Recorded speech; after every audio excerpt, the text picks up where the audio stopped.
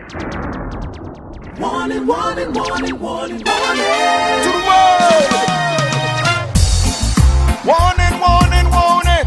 Climate change is happening. We got to do something, no doubt. To the world, we're calling out. Hey. See the signs, they all reveal that global climate change is real.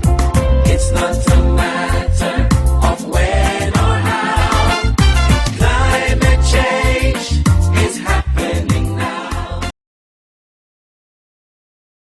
Let me first thank the team from the mine for their hard work, dedication, and passion in making this event possible. Special acknowledgement to our adopted moderator, Professor Carol Dean Archer, Program Director, Faculty of the Built Environment, University of Technology, Jamaica, for agreeing to be a part of this special session.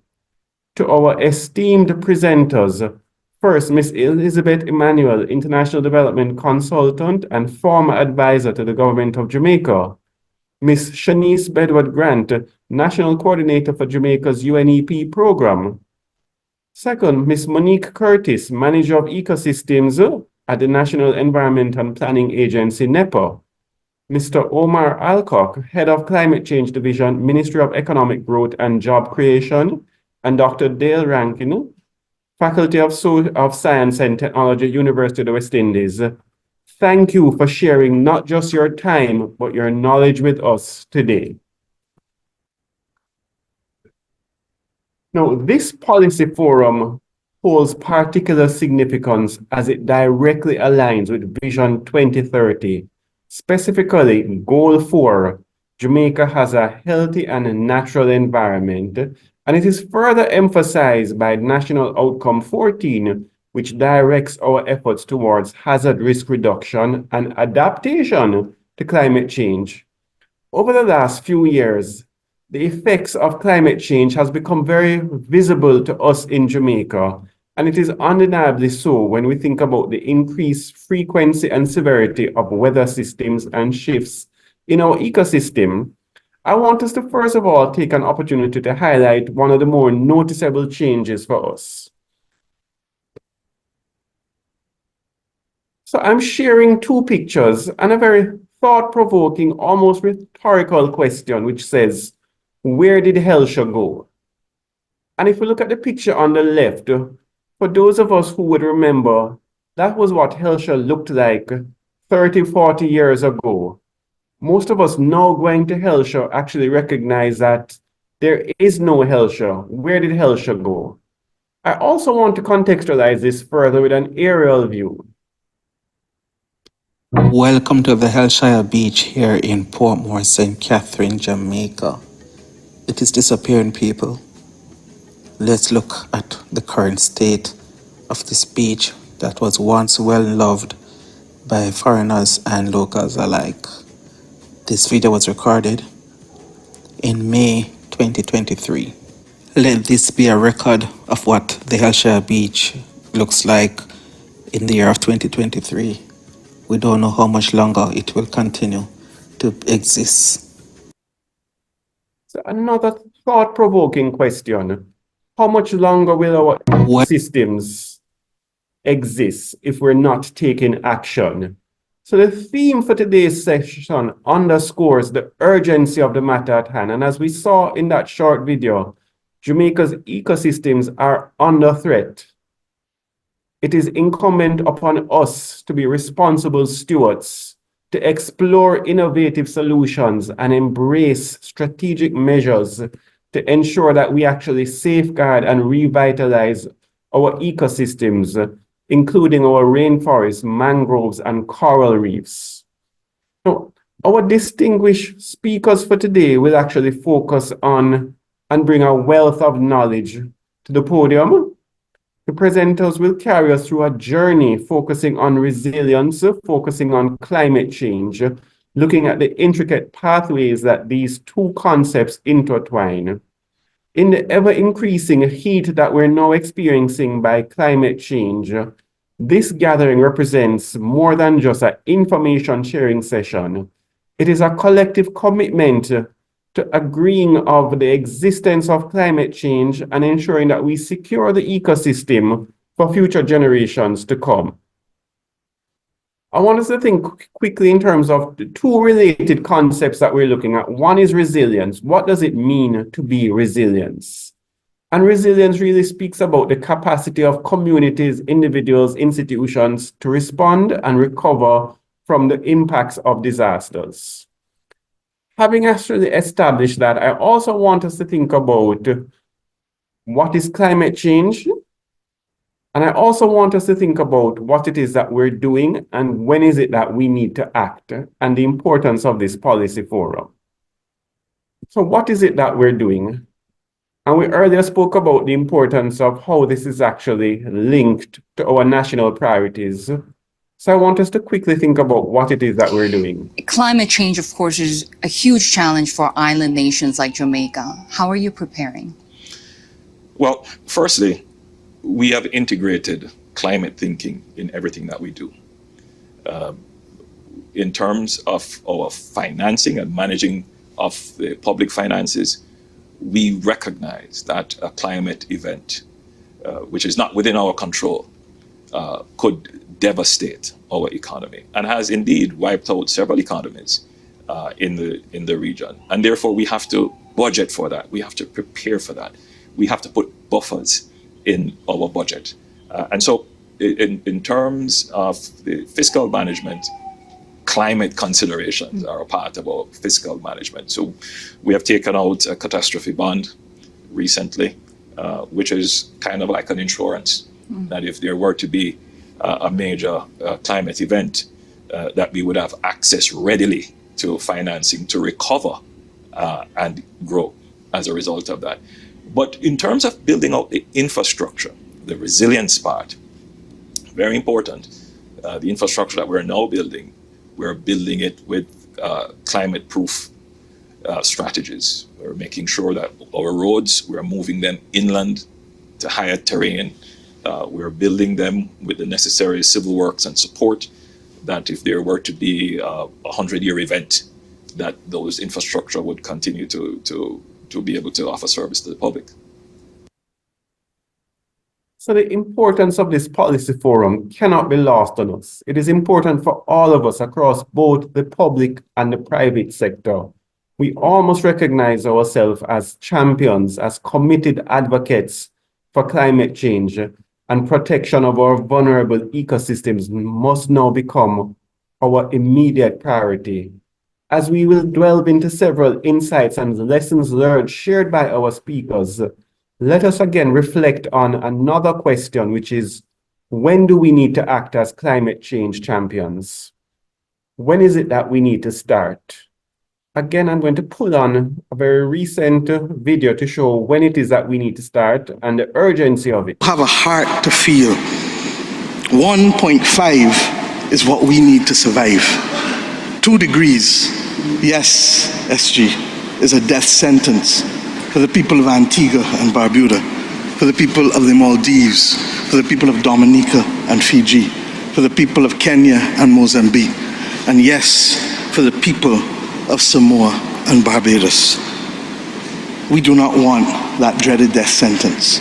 And we've come here today to say, try harder,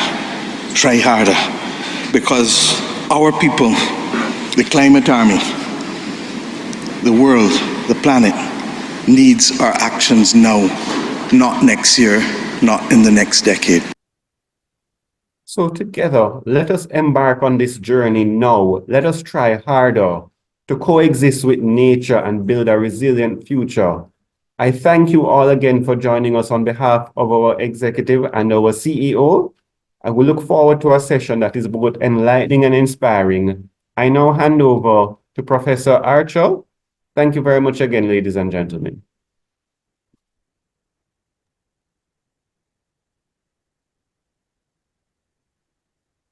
Good morning, everyone.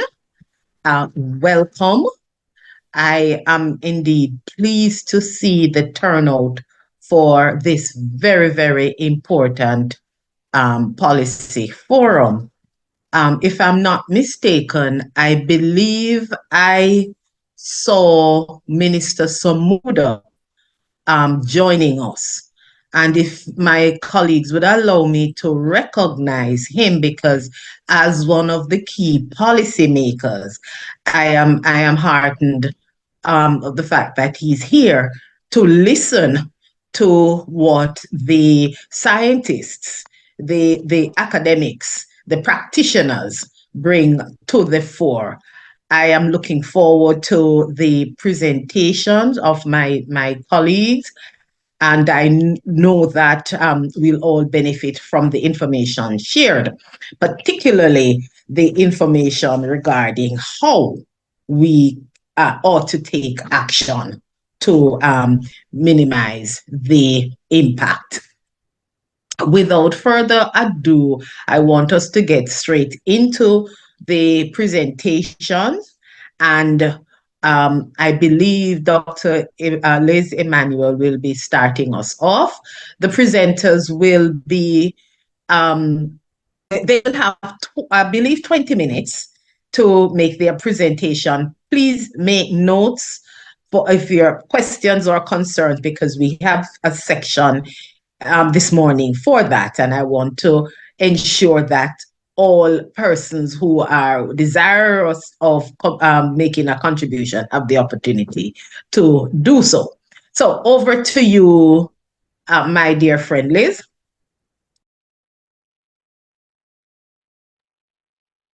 And Liz, you could just give us a quick background so we don't, take the time from you to tell us who you are. Okay, good. Thank you, Carol, Dr. Archer, my friend. Good morning, everyone.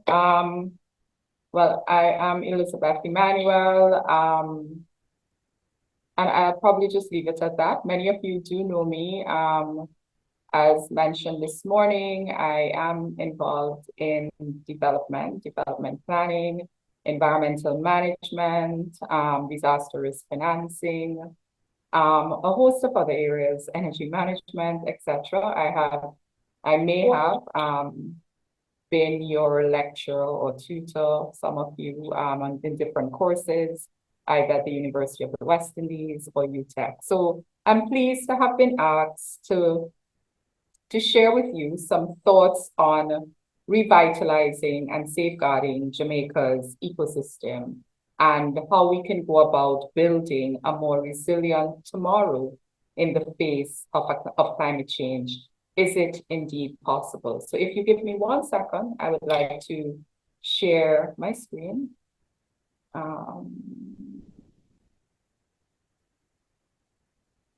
So it's not so much a PowerPoint presentation as just a sort of guide.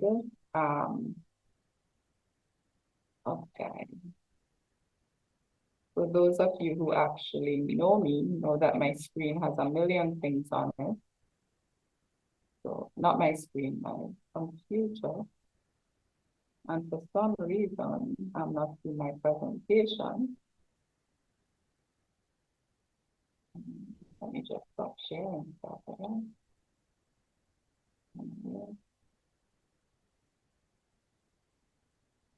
Okay.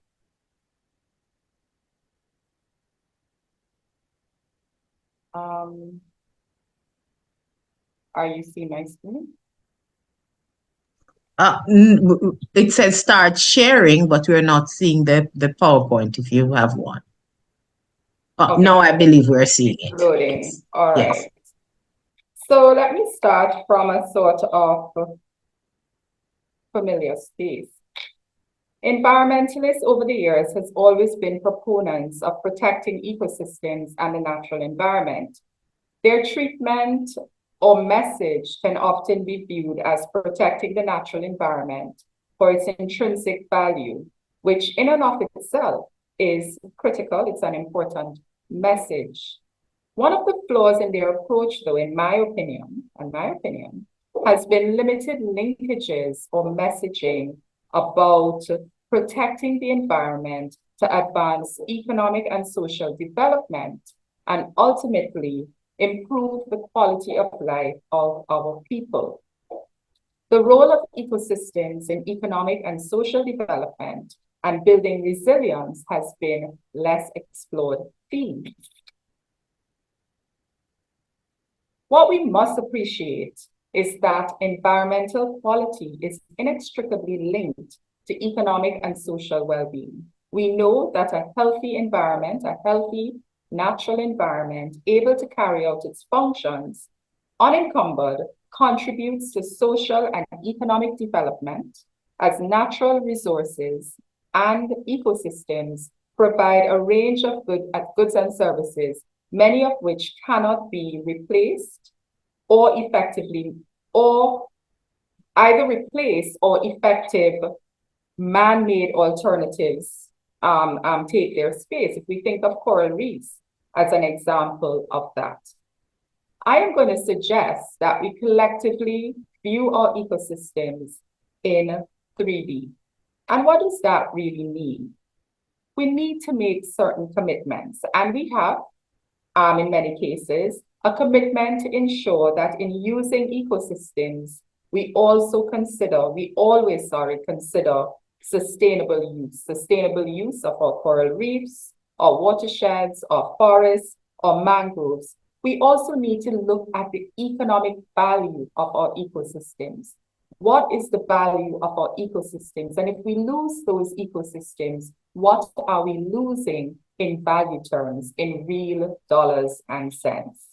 So we need to use them in a way that we ensure that their integrity is not negatively and significantly impacted by our actions. And I want us to think about our ecosystems as we would our hand or our foot. If we were to lose just, let's say, the small toe on our foot, we often look at it as though it is insignificant, but it's actually the most powerful toe on our foot.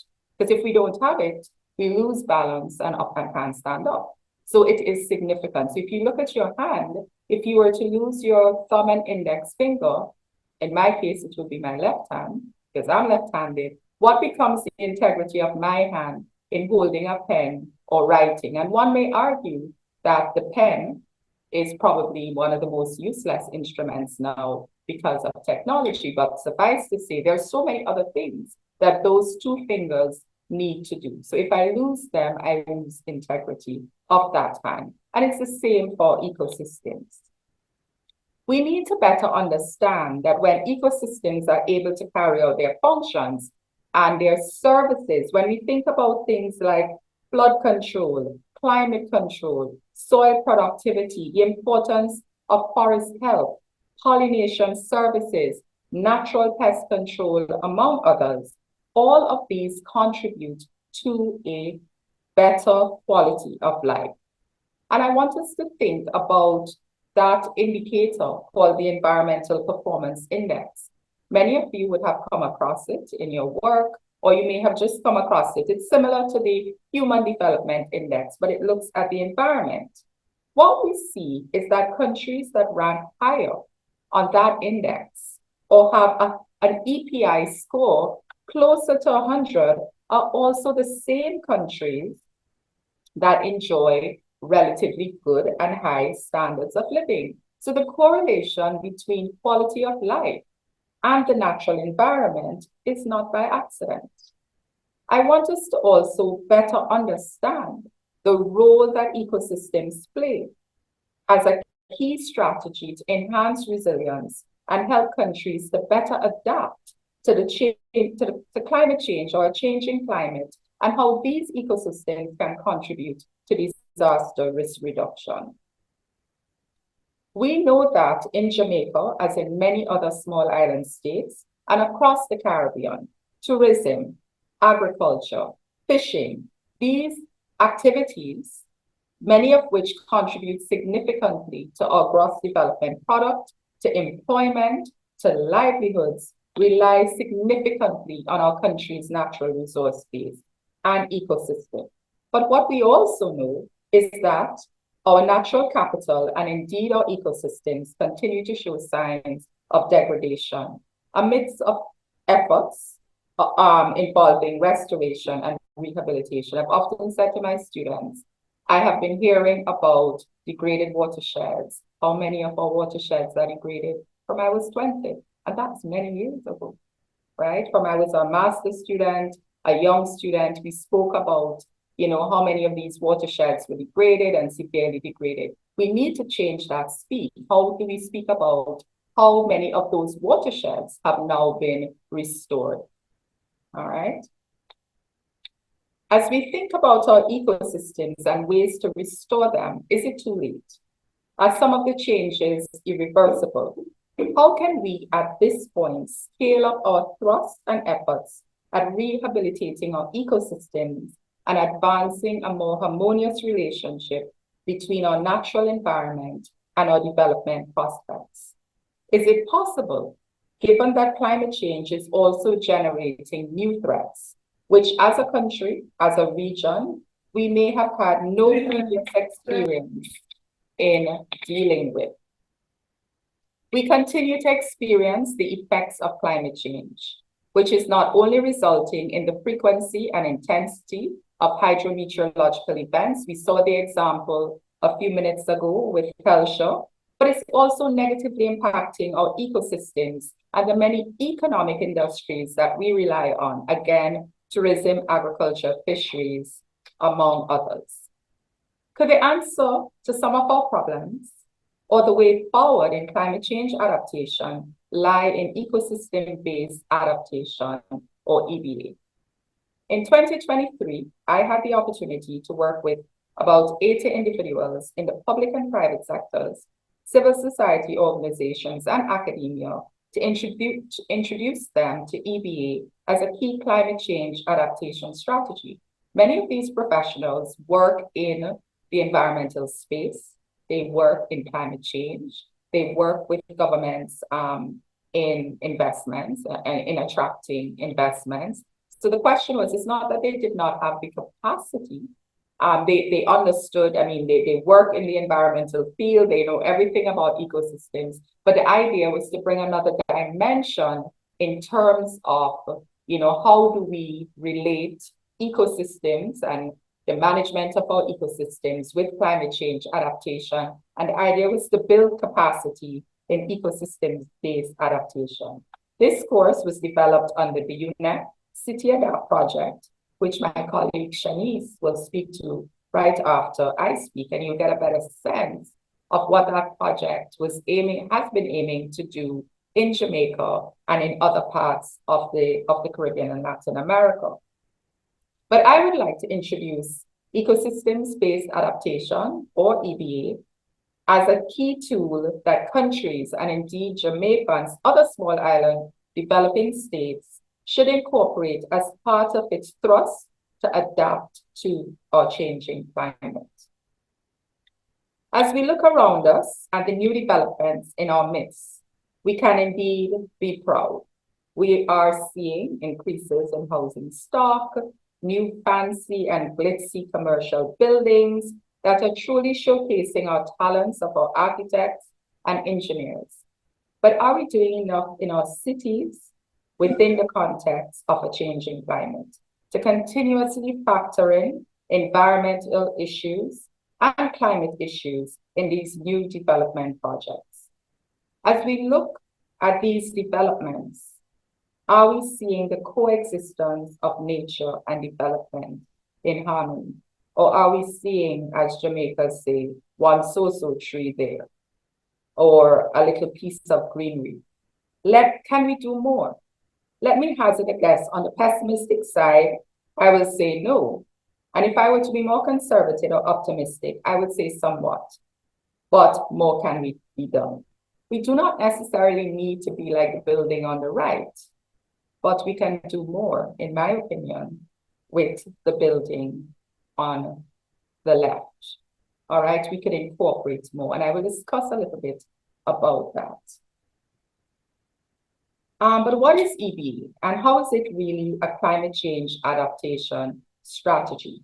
What are we really asking is, how can we use our ecosystems and their associated functions to help us better adapt to the changing climate, to help us better reduce the impacts of hazards. So for example, we have rainfall. Do we need to have the extent of flooding that we see? What is happening in our watersheds? What is happening in our forests? Do we need to see what we are seeing? But what we're seeing is that EBA uses biodiversity and ecosystem services as part of an overall adaptation strategy to help people and communities better adapt to the negative effects of climate change. So what it really is that it identifies and promotes a set of or a suite of cost-effective approaches to reduce vulnerability. And we could look at that, we could start off looking at urban and peri-urban areas, which was exactly what City Adapt started to do. How can we change the face of our urban areas? How can we use ecosystems? How can we use nature to help protect our cities? But what does this mean in practical terms? What can we do? How can we do development differently? How can we plan better for urban spaces? What should our investments in ecosystems look like? What should the conversation between, say, our NEPA and our Ministry of Finance and Planning be centered around? These are some broad questions we must ask, or you must ask, because I'm not a policymaker. As policymakers, technocrats, and developers, and even as citizens, as citizens of Jamaica, you have a huge stake and voice in the Jamaica you want. I throw up these two pictures in front of you, and this is Barbican Road, right? This is a new development, relatively new, but has been contributing to what we know as the heat island effect. You know, could that development be more, I would say, more modern, more pretty, and have functions outside of emitting heat or absorbing heat and emitting that heat? It's just a concrete space. And if we look on the right, I mean, yes, this may look like a more developed city, but could those islands, those concrete barriers in the middle of the road could have been replaced by grass, could have been replaced by some other type of island? Was it indeed possible? Could we have had more trees lining the roadway? Was it possible to see Barbican Road as a place of beauty? Would it have been possible to want to drive on that road, you know, and to see flora and fauna and so on in all its glory? Is that not possible? So practically, for example, when we take investments, let us look at an example. If we're looking at a discussion, we say, between our Ministry of Environment, or NEPA, and our Ministry of Finance, discussions, for example, could center around putting more resources, financial resources, towards protecting coastal habitats like mangroves, which provide natural flood defenses, for example. Investing more in reforestation, and it isn't to say that we're not doing, because we are, but can we do more? Investing in restoration to better support the recharge of groundwater supplies in terms of drought, for example. So let us focus a bit more on some examples of the use of ecosystem-based adaptation measures to address, and I'll focus on some of our urban problems that are being exacerbated by our developmental pathway and climate change. So as a country, for example, we can place, or we need to place, and it's important that we place greater emphasis on the incorporation of green infrastructure, blue-green infrastructure, green-gray infrastructure elements in our planning. All right. Now I'll focus a little bit on green infrastructure, which is really the provision of ecosystem services in our cities and urban centers. And what do I really mean by this? It really means including what we refer to as greenery in our cities, focusing more than just aesthetics, but looking at green spaces in a fulsome way. So we're not just looking at a piece of green space on Trafalgar Road. We're looking to see how can we incorporate more green. So what are some examples that we are looking at? We should be looking at focusing on roadside and street vegetation, for example, to reduce runoff of impervious surfaces or roads, for example. We need to look at street vegetation as a means of providing shade, of helping to absorb pollutants, and can be planned in such a way that we begin to introduce what is referred to, and I think this is something that Dr. Archer has been pushing, this notion of green corridors in our cities, right?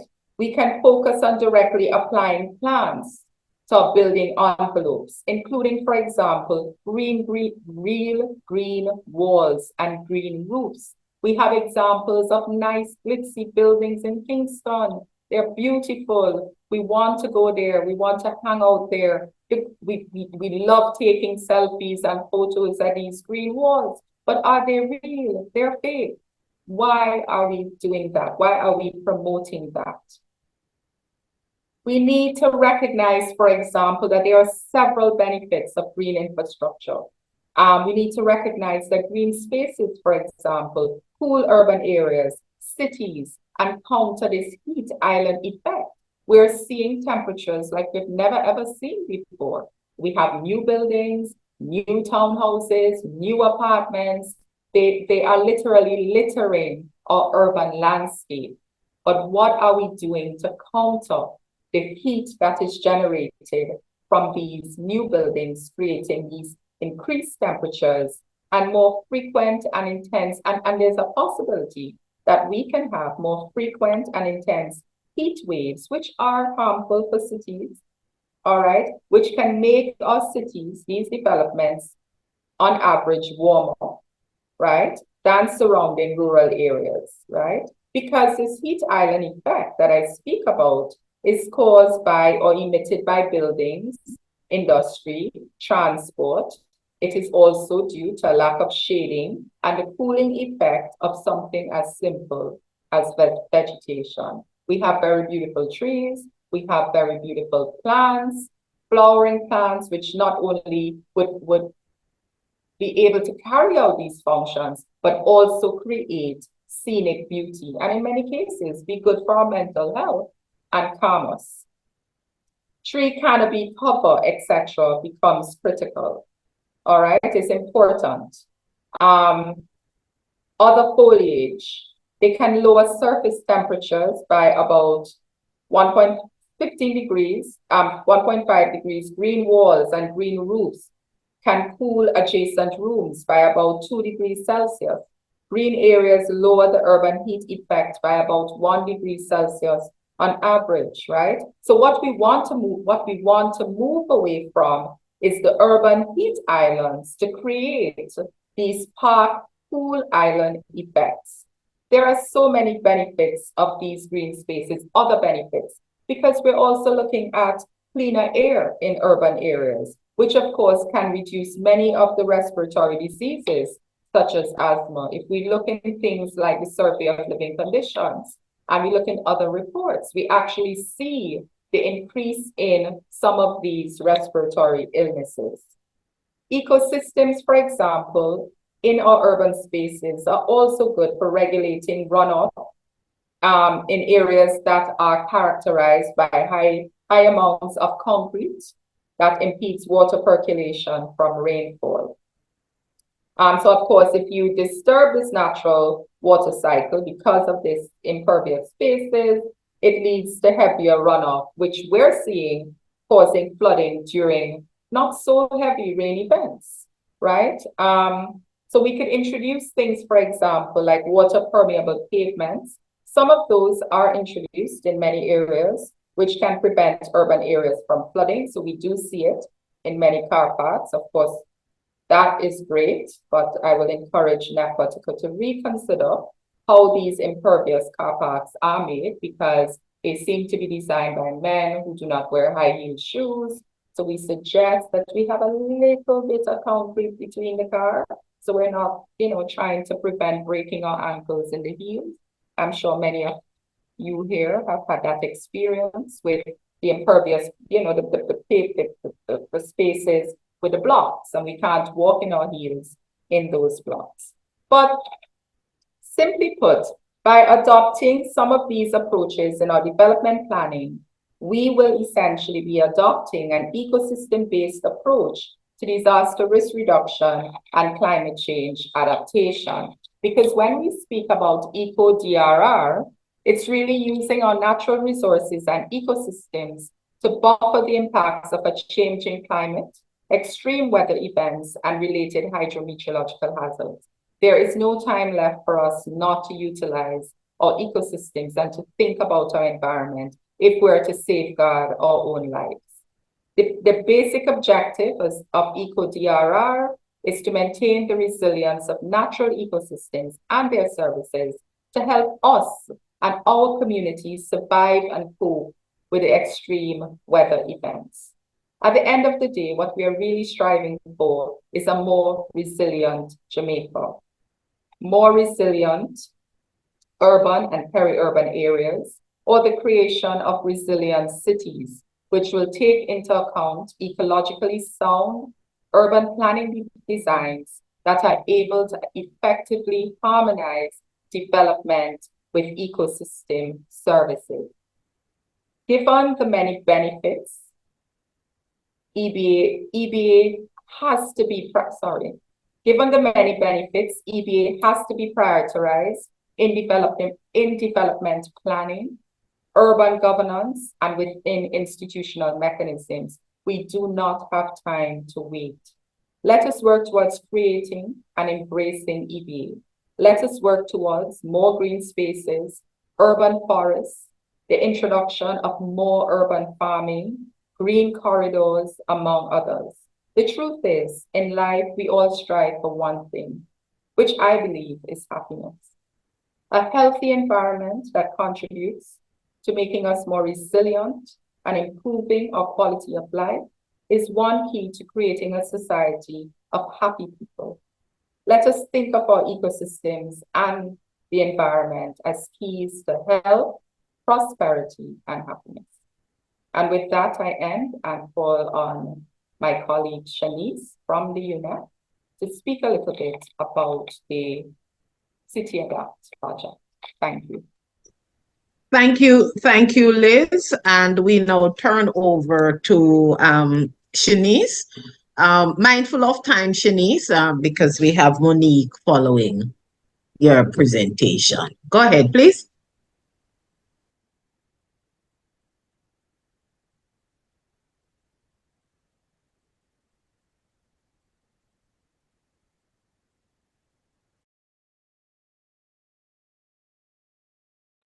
Shanice, if you could just do a quick introduction so we know, remind us of who you are, please. All right, good morning. I am Shanice Bedward Grant, and I'm the National Coordinator for the City Adapt project in Jamaica. The City Adapt project is a project being implemented by UNEP, the regional office in Panama. And I'm just going to take a few minutes to give you a brief overview of the project and to give you an idea of some of the work that we've been doing in relation to nature-based solutions, or EBA, ecosystems-based adaptation in Jamaica.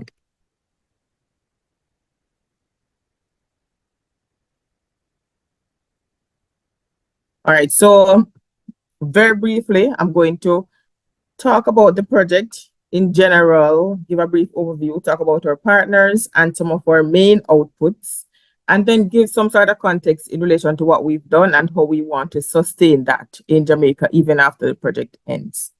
So the project started in 2018 in Jamaica, and we're currently wrapping up the project. The official end date is December 2023. And the project really had the main objective of the project was to increase the capacity of government and local communities living in 3 medium-sized Latin America and Caribbean cities to adapt to the effects of climate change through the integration of EBA into urban planning and of the medium to long term. So the project was done under 3 components. Component 1 looks at creating an enabling environment for mainstreaming EBA into medium and long-term planning. Component 2 really looked at demonstrating some EBA activities, some nature-based solutions within our urban space, and the project site was Kingston. And component 3, we looked at how can we share this knowledge that we've gained, given that the project really was a pilot project.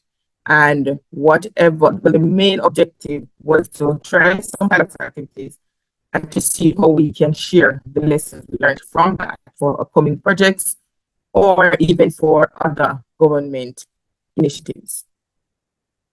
So we partnered with the forestry department, and as you know, their mandate is all things trees, and they were able to assist us to plant over 6,000 trees in the upper watershed areas.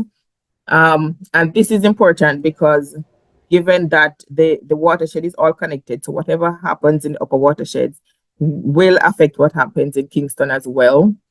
And we planted over 5,000 trees within agreed sites in Kingston. So these were areas like schools, community spaces, the JDF, so different spaces across Kingston that could do with some replanting. So over 5,000 trees were planted, and 2 hectares of wetlands were rehabilitated within the Port Royal protected area, with over 2,000 mangrove seedlings being replanted. Through the Jamaica Forage Clubs, we were able to implement some other pilot activities. We installed over 6 rainwater harvesting systems in schools and community spaces in Kingston, 2 of which I think are really worth mentioning. One at the Abilities Foundation, and that one wasn't the traditional rainwater harvesting system from the roof, but they had some challenges with flooding within their parking lot. And so the project, through Forage's engineers, we were able to capture that water through underground tanks that was then filtered and sent to their farming area to supply that. The other one that I mentioned specifically was a system installed in Greenwich Town, Kingston. And this one, at the end, we were able to provide potable water, as the system was retrofitted with a filter that persons are now able to access water for drinking purposes. We did alternative livelihood training for over 50 persons, and this was done in beekeeping, and over 250 colonies of bees were distributed within Kingston and surrounding areas. The initial idea was to have them all within Kingston, but upon assessment, we realized that the vegetation was not able to carry so many in Kingston, and so we had to extend the area for that. And this is really in an effort to try to restore some of the biodiversity into Kingston over time. We also developed 2 toolkits, and these toolkits were geared towards integrating EBA into the curriculum now at primary and secondary schools. So this was done through collaboration with the Ministry of Education. We supported 3 research studies at the University of the West Indies, and the students were able to produce work that could support EBA as well. Through the Nature Conservancy, this specific partner was more towards the policy side of things. So we developed 2 policy briefs that has been shared with the ministry, and these policy briefs look at how can we integrate EBA into our current policies, in terms of the ones that are up for review, or how can we integrate it going forward into our policies. The rapid ecological assessment was done for the watershed, and a strategy was done, given that it's a pilot project, to see how the activities under this project could be upscaled to other areas within Kingston or even across Jamaica. So that document is also available. As Liz mentioned, we did 2 cohorts of training, and this was to her assistance and the Nature Conservancy. And the training was well received, and at this point, we're trying to see how best we can institutionalize that training. So looking ahead, and exploring ways of revitalizing ecosystems within Kingston, we were able to do urban gardens, including greenhouses, container gardens, and just demonstrate how the small spaces within Kingston could be used to increase biodiversity as well as improve livelihoods. The reforestation and afforestation within the urban spaces, again, will contribute to biodiversity, and they have been taken under the forestry, and they will be responsible for maintaining these activities. Our bee farmers, they are working with the Ministry of Agriculture to sustain their beekeeping, because we don't want it to just be now, but we want it to be have an extensive life so that the benefits can be realized over time. The policies have been shared with the ministry, and we have developed 2 guidelines and some protocols as well. And what these do, they really provide step-by-step information for entities or even a regular citizen who would want to implement any one of these activities that we would have done. It gives you a breakdown of the cost, it gives you a breakdown of the materials that you need, and how you go about implementing or installing any one of these activities. The training course, as I said before, we're trying to have that institutionalized within our tertiary education institutions, and we're still working on finalizing that. But the City Adapt project in general, pilot project, we did some pilot activities, and we are producing material that could be used by other projects that we're willing to share and we want to share, so that the work done can be built on, and whatever lessons we have learned can also be shared. I'm going to stop there now, so thank you. Thank you, Shanice. Happy to hear all about some of the programs, and they have been very practical, small, practical. And one of the things I made note of is the ability to scale up. So during our question and answer, please be prepared to speak to the possibilities of scaling up if you're able to. Thank you. We now have Ms. Monique Curtis. Ms. Curtis has been with the NEPA since 2009. She is the manager of the ecosystem branch at NEPA, and she is responsible for the development and regulation of watershed and coastal zone. She's also the Jamaica's representative to the International Coral Reef Initiative. Recently, all of last week, we would have seen in the newspaper, The Gleaner, coverage on the restoration of coral reef in Jamaica and elsewhere in the Caribbean and the world. So over to you, Monique, and we hope that we can see the synergy between your presentation and the EcoBase presentation. Please, Monique, your turn.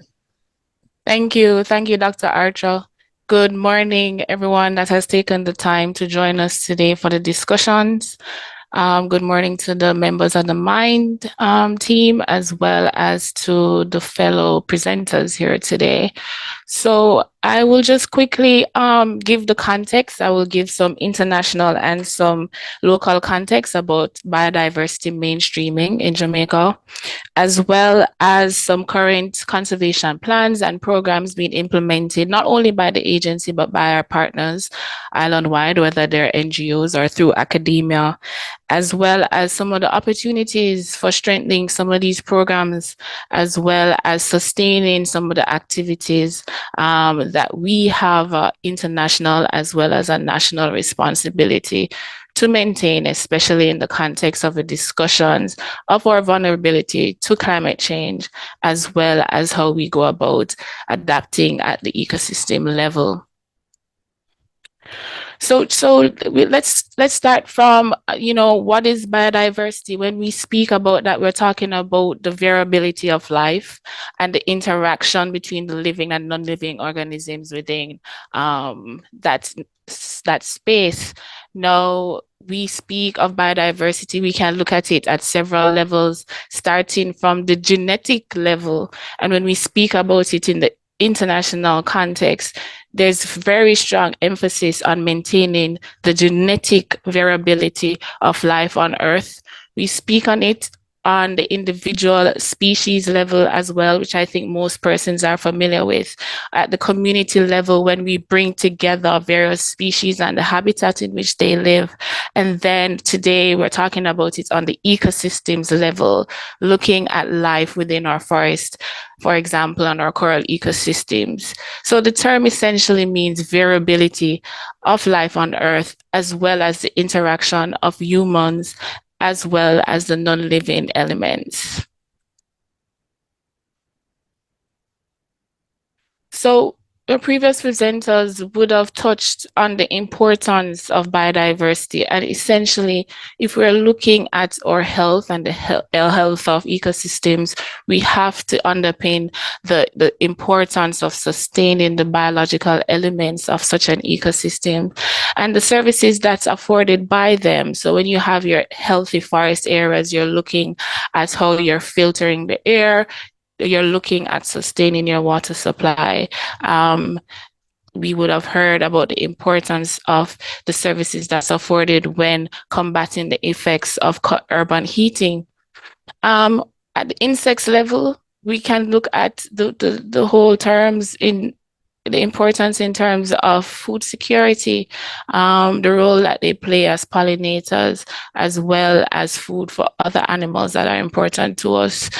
Animals such as our birds and reptiles that many of us somewhat do not like act as seed dispersers. And again, that goes back to the whole matter of food security. And then when we look at adaptation, climate adaptation to extreme events, we have to underscore the importance of our coral systems as well as other coastal ecosystems such as our mangrove and swamplands. In the local context, I think it's more relatable when we speak of sustaining livelihoods. We rely on it heavily for fisheries, for tourism activity, for agricultural activity, as well as for forest extraction activity. So when you look at these overarching themes, I'm sure you'll be able to see examples of the significance of the ecosystem services that are afforded to us when we look at how we interact with those systems.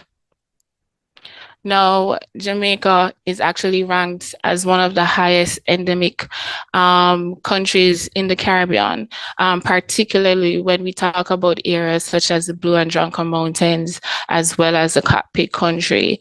And in terms of plants, because I know people find animals more relatable, but when we speak of plants, we're actually ranked 5th in the islands as it relates to the number of plants that are only found in Jamaica, as well as only found within certain spaces in Jamaica. And we're talking about over 3,000 plants that have been confirmed so far based on work of researchers, as well as ranking under the International Conservation of Nature system. I think we all are aware of the threats, changes in land use and cover, and change in the use of the resources for economic as well as developmental purposes.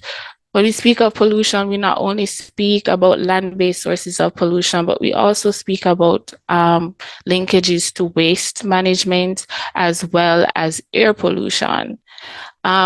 Species exploitation, when there's overfishing, as well as unsustainable extraction of resources for use, that we find is one of the greatest threats to biodiversity.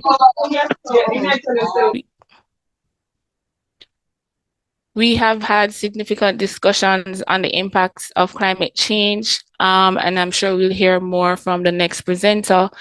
But we also should look at the introduction of species that are non-native to our ecosystem and the impacts that they can have by outcompeting the species that you want to maintain in that space for the food and resources.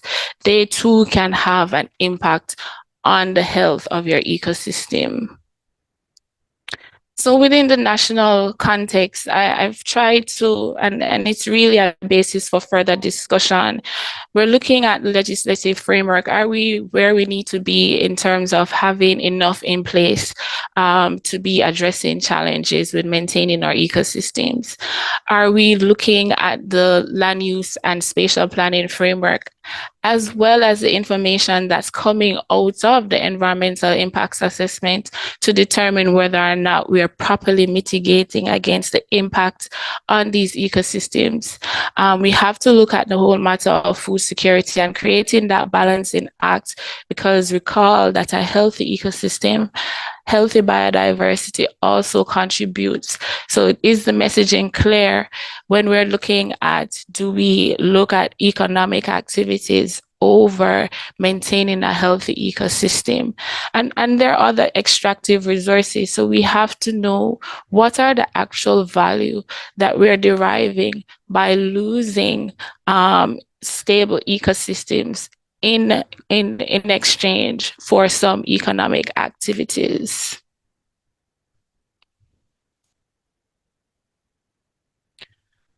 So within the international and regional context, there are many biocentric, I would say, biodiversity-centric agreements of which Jamaica is in pursuit. We are all familiar with the Sustainable Development Goals, as well as the particular targets under that SDG that are directly linked to having healthy ecosystems. Within our national context, our opening speaker would have highlighted our Vision 2030 that calls for Jamaica to have a healthy natural ecosystem and the various outcomes that are underlined within that document that we should be pursuing if it is that we are serious about maintaining balanced and stable ecosystem, as well as looking at the health on a societal level, looking at adapting to the changes associated with climate change, as well as sustainable practices when it comes to land use and conversion. So many of the activities that we implement in Jamaica, along with our partners, are aligned with the international agreements that we have signed on to as it relates to biodiversity and ecosystem activities. The Convention on Biological Diversity is the main underpinning agreement of which we are a member that speaks to activities that should be done by countries, over 196 countries, when it comes to emphasizing maintaining ecosystems and protecting these systems. The Convention on Wetlands, as the name suggests, focuses strongly on maintaining these coastal ecosystems and the services that they provide, especially when it comes to habitat protection for your species, as well as a stronger emphasis now at looking at what they call ecosystem-based adaptation or nature-based adaptation. Species trade, international trade, is another measure that it's very important to underscore when it is that we are looking at wildlife trade, especially impacting small countries. You will see that there is strong demand for some endemic species that we have in Jamaica. And it is important for us to adhere to the articles of the CITES Convention if it is that we're going to be protecting our local or domestic species from international trade and the demand that's on that level. There is, of course, the United Nations Framework Convention on Climate Change, as well as the convention that deals with the movement of hazardous waste and the impact that can have when it comes to our marine spaces. Separate and apart from the international agreements, though, the government of Jamaica has signed on to a lot of country-led initiatives. These are initiatives that are pushed across various governments, might be smaller in terms of the number of countries participating, but again, they all have goals linked to maintaining ecosystems, especially protecting locations or sites that are considered strong in terms of biodiversity related goals, as well as restoring locations island-wide that can be restored based on information that has been gathered through scientific knowledge.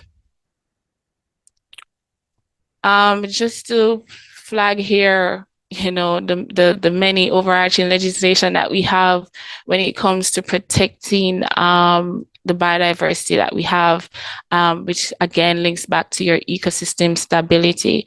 The Natural Resources Conservation Authority is considered the main overarching legislation, but we also have legislation that's administered by other government entities. The Fisheries Act, administered by the National Fisheries Authority, which allows for the designation of marine and coastal spaces as protected areas because of the role that they play in safeguarding food security and the health of marine spaces. We have the Watersheds Protection Act. And most recently in 2023, you would have seen that the government would have passed the watersheds policy for Jamaica, which speaks about initiatives and actions to be taken to safeguard our watershed systems to 2030. Within that document, you will see various strategies that are aligned with some of the activities that our previous presenters would have mentioned, including watershed restoration activities, looking at the activities that are already being done by private partners, as well as the activities that are being done by government entities such as the Forestry Department and NEPA through projects, as well as operational activities, and how these activities can be scaled across all 26 watersheds that we have based on the boundaries that have been designated by the Water Resources Authority. The Forest Act, administered again by the Forestry Department, and just to emphasize that they do have a policy as well that speaks to activities to be implemented within a certain timeline that looks at interventions within your watershed areas.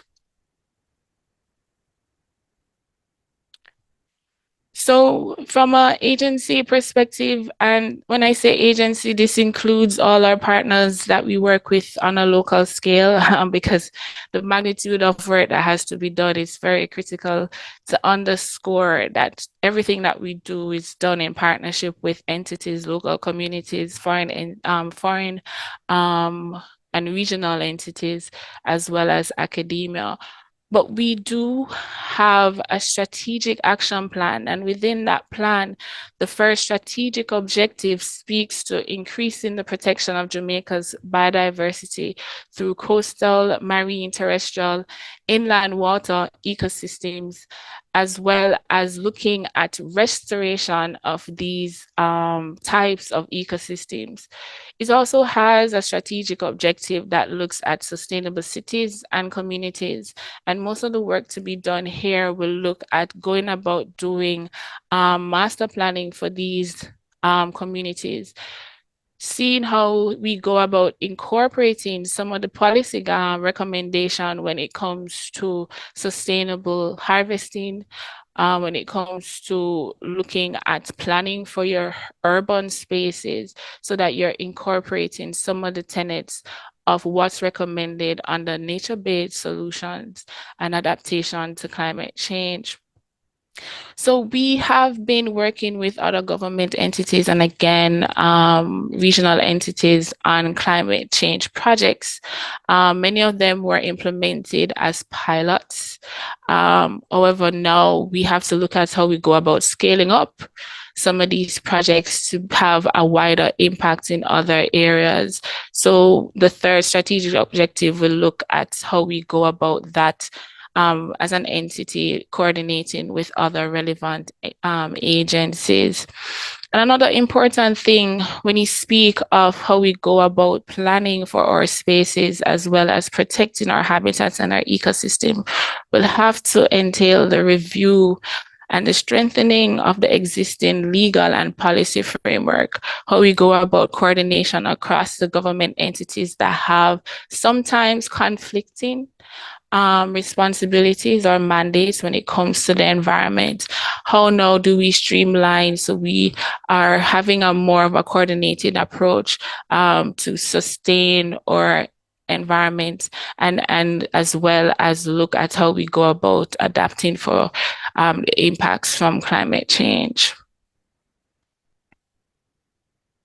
So I'm going to just touch briefly on some of the programs that we do that looks at habitat and species restoration, because we cannot have a discussion about safeguarding our ecosystems without looking at the vulnerable species and habitats that we focus on, and how we will go about strengthening some of the programs for wider adaptation. So in all instances, for species that are listed under our Wildlife Protection Act, whether flora or fauna, we do have species and habitat management plan. And it goes without saying that if it is that you're going to be protecting at a species level, it is also critical for us to be honing in our efforts on an ecosystem level, looking at the interaction of that species with other species in that space, the habitat on which they rely for food, as well as nursery, as well as being a home space for that species. So when you're speaking about restoration activities, it's really not only just looking at the space, the plant, the vegetation without that in that space, but it also looks at bringing back species that rely on the stability and the health of that space. So in many instances, we do work based on the risk level for certain species that are considered at risk of extinction, based on the International Union on Conservation of Nature assessments of these species. And then we develop conservation plans for these species that will see us implementing activities, working alongside local communities and partners. So for example, for the Jamaican bats, if you have seen in the news recently, we have now discovered a location for one particular bat located in Portland. And this is seen as the only habitat for this particular species. It's found nowhere else. So we've been working with international partners such as the Bat Conservation International to not only acquire that cave, but also the surrounding properties, so that we're actually safeguarding the habitat as it is a climate-specific cave, as well as the vegetation, because it's seen important for the foraging activities of that bat. So it's maintaining the entire ecosystem so that you're not having changes that will impact that bat population. The same would apply for Jamaica coney and the Jamaica boa. When we're speaking about restoration activities for these species, we're also linking it to the habitats in which they exist. They have very specific needs, and therefore it's important that we're not only looking at the specific impacts of climate change on the species itself, but also the habitats in which they exist. You would hear many of the activities relating to the American crocodile and the safeguarding of our wetland habitats in which they exist. We have implemented activities relating to coral reef management, and I'll come back to more on that in another slide. For other species such as the swallowtail, we do have to implement activities on a wider scale. We have to look at the habitats in which they exist within the Blue and Jonker Mountains, as well as the cockpit country because they exist within particular habitats. They're only found within these two spaces.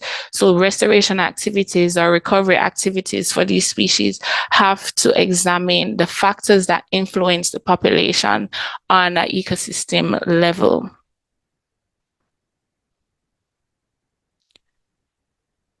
So it's just to give an example, because based on the time, of some of the activities that are implemented at a species level, but also require an impact on the ecosystem level.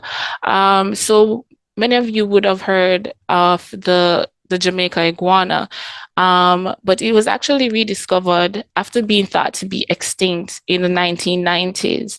And with the coming together of a group, the Jamaica Iguana Recovery Group, that was initially led by the University of the West Indies, working with the Hope Zoo and NEPA, we had to take actions to essentially safeguard an entire habitat within the Hellshire Hills area to sustain the population within that space. Since the work started, since we have been essentially going in, having officers monitor the space, remove the predators from that space, that would have an impact on the nesting activities for the iguana.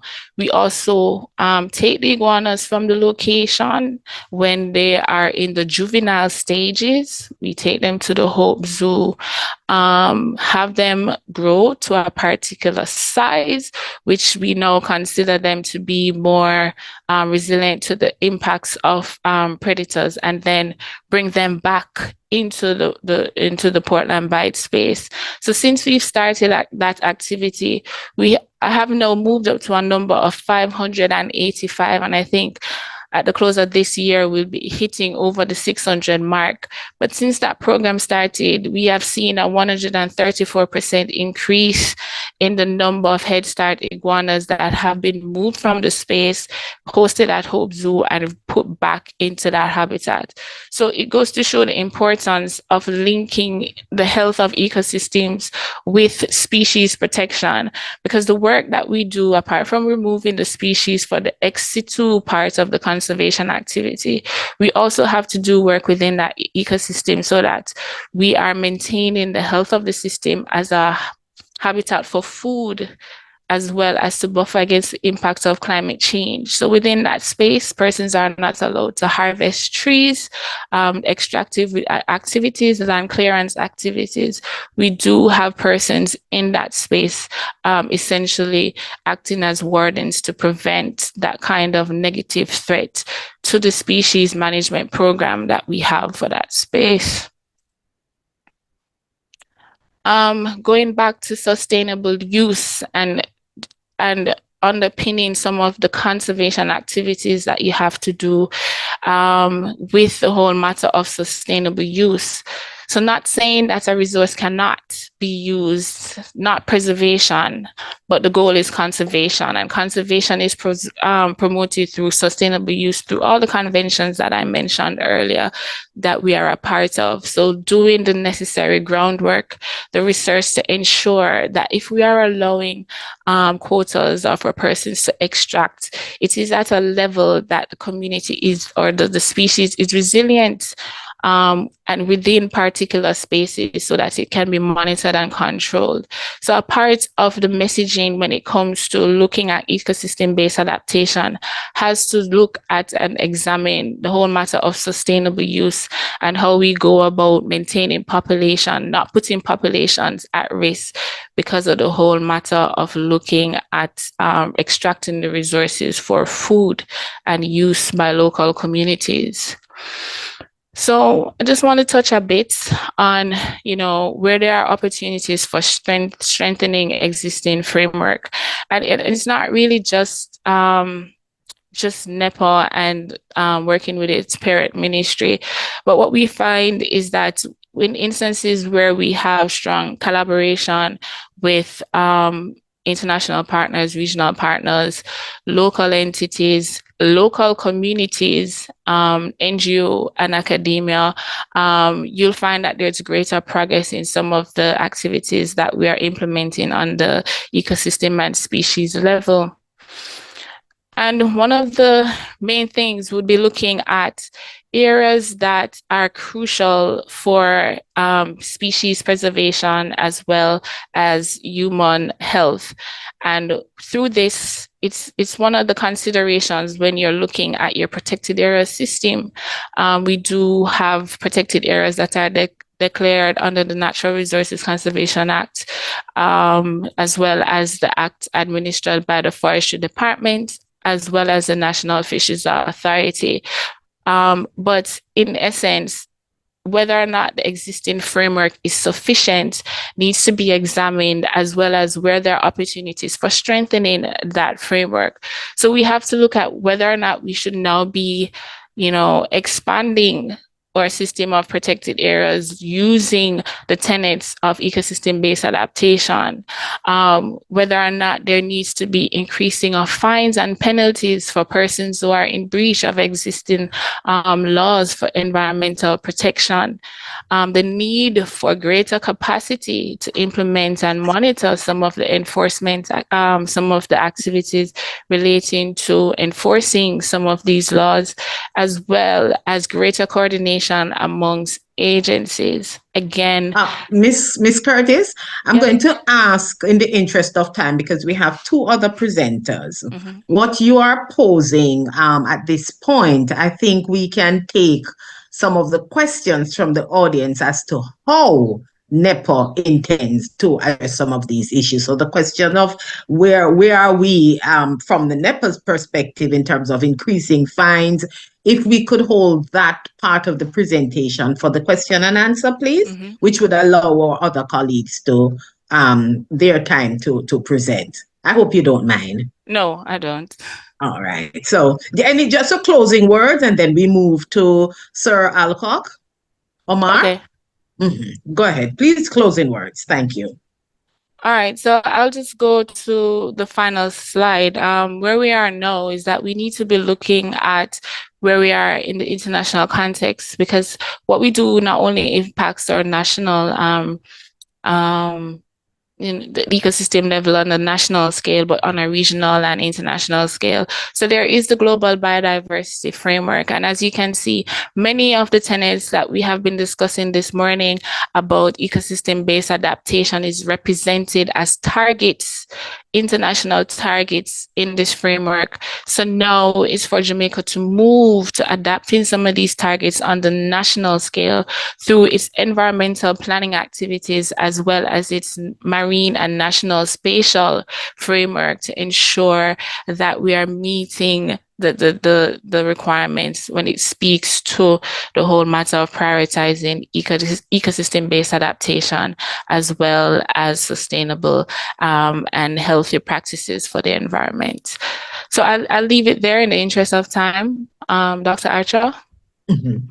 Thank you. Thank you so much. So we've heard lots of food for thought, certainly from me, I have some burning questions for you, Miss Curtis. So please be on guard for those. So I now introduce Mr. Omar Alcock, who is the manager now of the climate change unit, I believe. And he comes to us with a wealth of experience. Recently participated in the Conference of Parties conference, and he is very passionate about the subject matter. Over to you, Omar.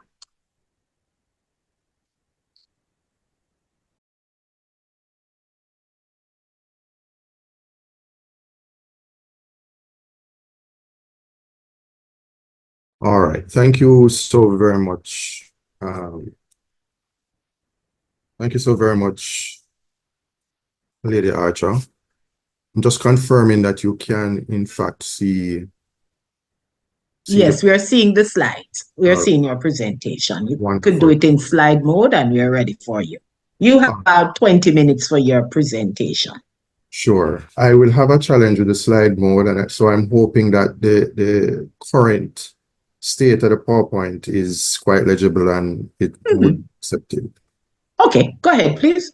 Thank you. Thank you. So I have the video on for now. I'm going to turn it off as soon as I start going through the slides to save bandwidth.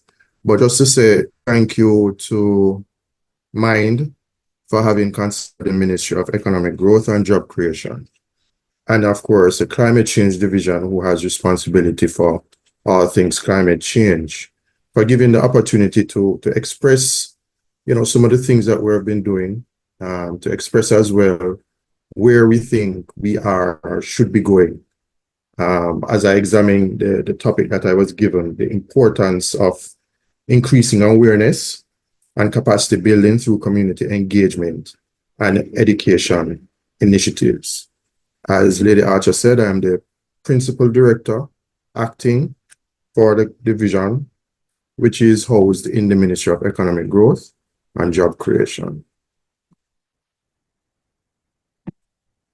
So my aim this morning is to, sensitize persons as to who we are here at the Climate Change Division firstly, for persons to understand some of the terminologies that we have been hearing to date, what they mean, what are the causes, how they impact us, and then at the same time, take a look at what the role of community engagement is as we try to tackle climate change. How is education used as a tool for change? Some of the strategies being employed to increase awareness. I have a couple of solutions, community-based solutions, that we have implemented or engaged with that I'd share, and also to look at some challenges and opportunities right before I make closing remarks. Now, the division was established in 2013. Currently, there are 5 employees.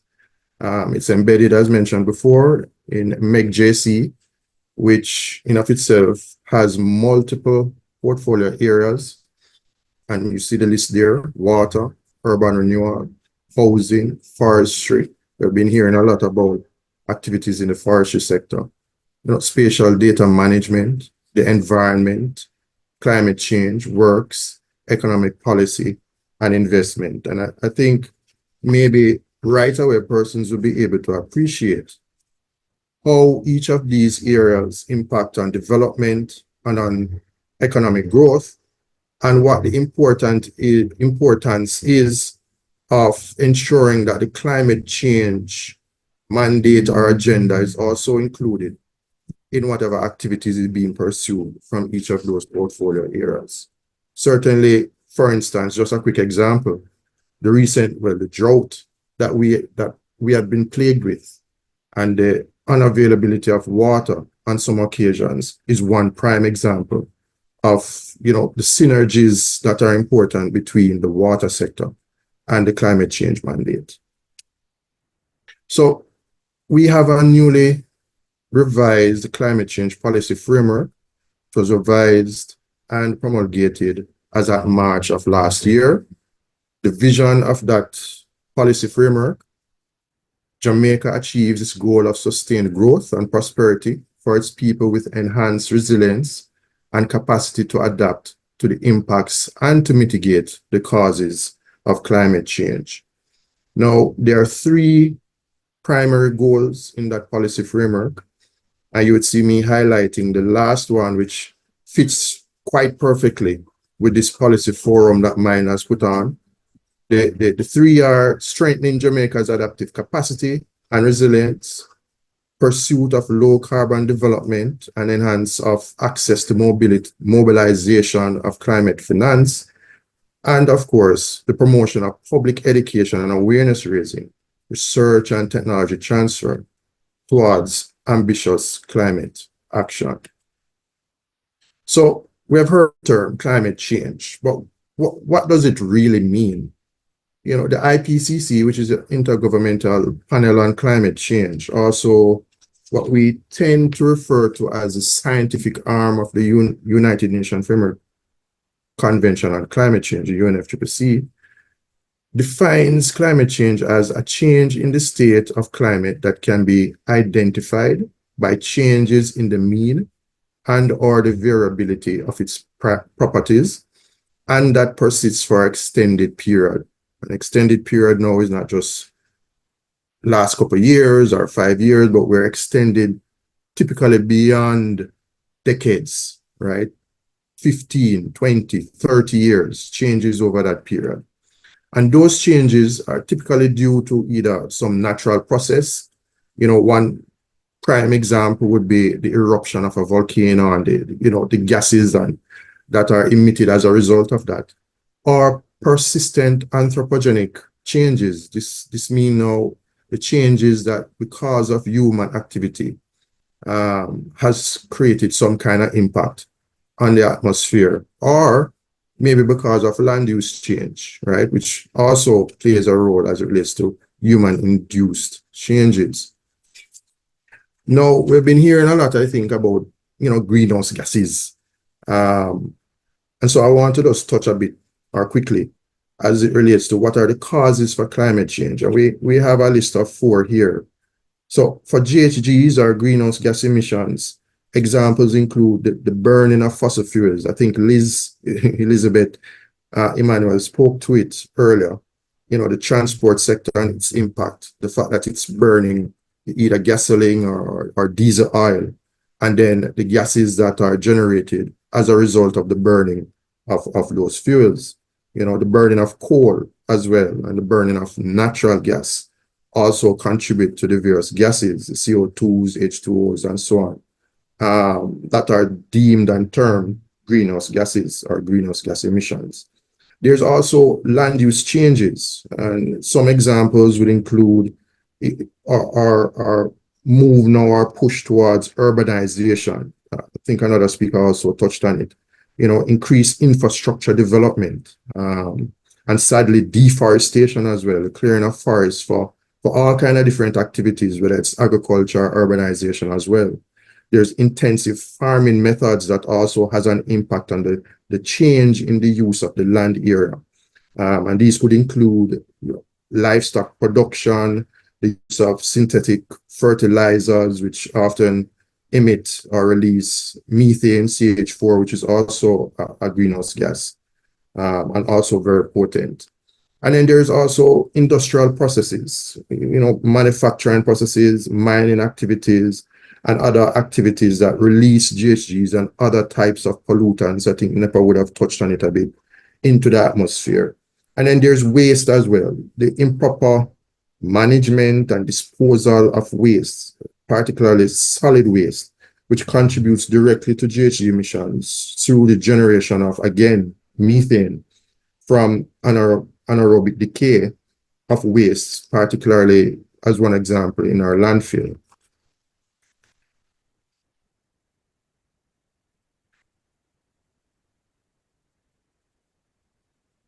So we have an understanding of where some of the causes or what some of the causes are, where these are coming from, the gases and the activities that impact those. And I'm trying to set the base before we get into the community engagement aspect. But what are the impacts from those which would need us to have increased awareness or engagement with the community to help them to better protect themselves? And the first on my list there is a rise in temperatures. And if you were in Jamaica during the summer period of last year, you would understand perfectly what that means, right? During the July period, we broke the heat record. I think it was 3 or 4 times within 1 week. In other words, every day was hotter than the hottest day that was ever on record. I think we did it 3 or 4 times so 1 week. And so we can safely say that during the month of July, we actually have the hottest day on record, right? So rising temperatures lead to heat waves, droughts, more frequent and often more intense heat-related events. There's also extreme weather events, which often leads to loss of life, sadly, property damage, disruptions to ecosystems and communities, which we have been hearing so eloquently from our colleagues about. There's also the melting of ice caps, which then leads to the rise in sea levels and threatening coastal communities and ecosystems as well. There is, in addition, ocean acidification, increased carbon dioxide levels in the atmosphere are absorbed by the oceans, and this tend to lead to what is called ocean acidification, which harms marine life ecosystems, including coral reefs, shellfish, and other types of marine organisms. There's also the socioeconomic impacts, right? And this is exacerbated as a result of climate change activities, and it impacts on our society and the economy, brings inequality as it relates to health, disproportionately affecting vulnerable populations, including low-income communities, indigenous people, marginalized groups, which could lead to, increased poverty, food insecurity, and sometimes displacement. We would have been hearing of persons migrating to other areas because of things that have happened as a result of climate change. For instance, losing the area which you have lived in for a number of years. So the role of community now. So local knowledge and expertise serve as a valuable basis when we engage with communities, because these local individuals, persons that live within that particular space, would be very knowledgeable about their environment, about the ecosystem that exists in that environment, the vulnerabilities as well, and can inform effective actions or strategies tailored for that specific area or need or circumstance of that environment. Ownership and empowerment is also critical. Involving communities really empowers them to take ownership of solutions, and it also helps to foster a sense of responsibility and pride in contributing to the positive environmental outcome. Communities play a crucial role in driving behavioral change at the grassroots level, promoting sustainable practices, reducing resource consumption, and advocating for climate-friendly policies and initiatives. As it relates to social cohesion and resilience, climate action initiatives that engage communities foster social cohesion, more collaborative efforts, strengthens resilience, and also enhances capacity to adapt to climate-related challenges and disasters. And of course, there is inclusivity and equity. Community engagement ensures that climate action efforts are inclusive, equitable, and that responsive to the needs of specific stakeholders within those communities. And then the scale and the impact. How is it important when we're doing engagement? And mobilizing communities amplifies the scale and impact of action, right? Leveraging collective action, networks, and resources to achieve meaningful change at whether it is the national, the local, regional, or even the global level on the bigger scale reinforces the effectiveness of broader mitigation and adaptation efforts. It's also important to build support and consensus from the communities, and it's also important to maintain and foster dialogue and collaboration, because these kinds of engagement facilitates, knowledge sharing among the stakeholders and different sectors that might be operating within the community, or different disciplines, enable collective problem solving. It also produces innovation or innovative ideas to come forward or come to the fore, and it co-creates an effective climate solution tailored again to the specific circumstance or situation of that particular community. So we have heard the term also capacity building, and quickly, the UNFCCC defines capacity building, and the UNFCCC, for those that don't know, is the entity with overarching responsibility for climate change globally.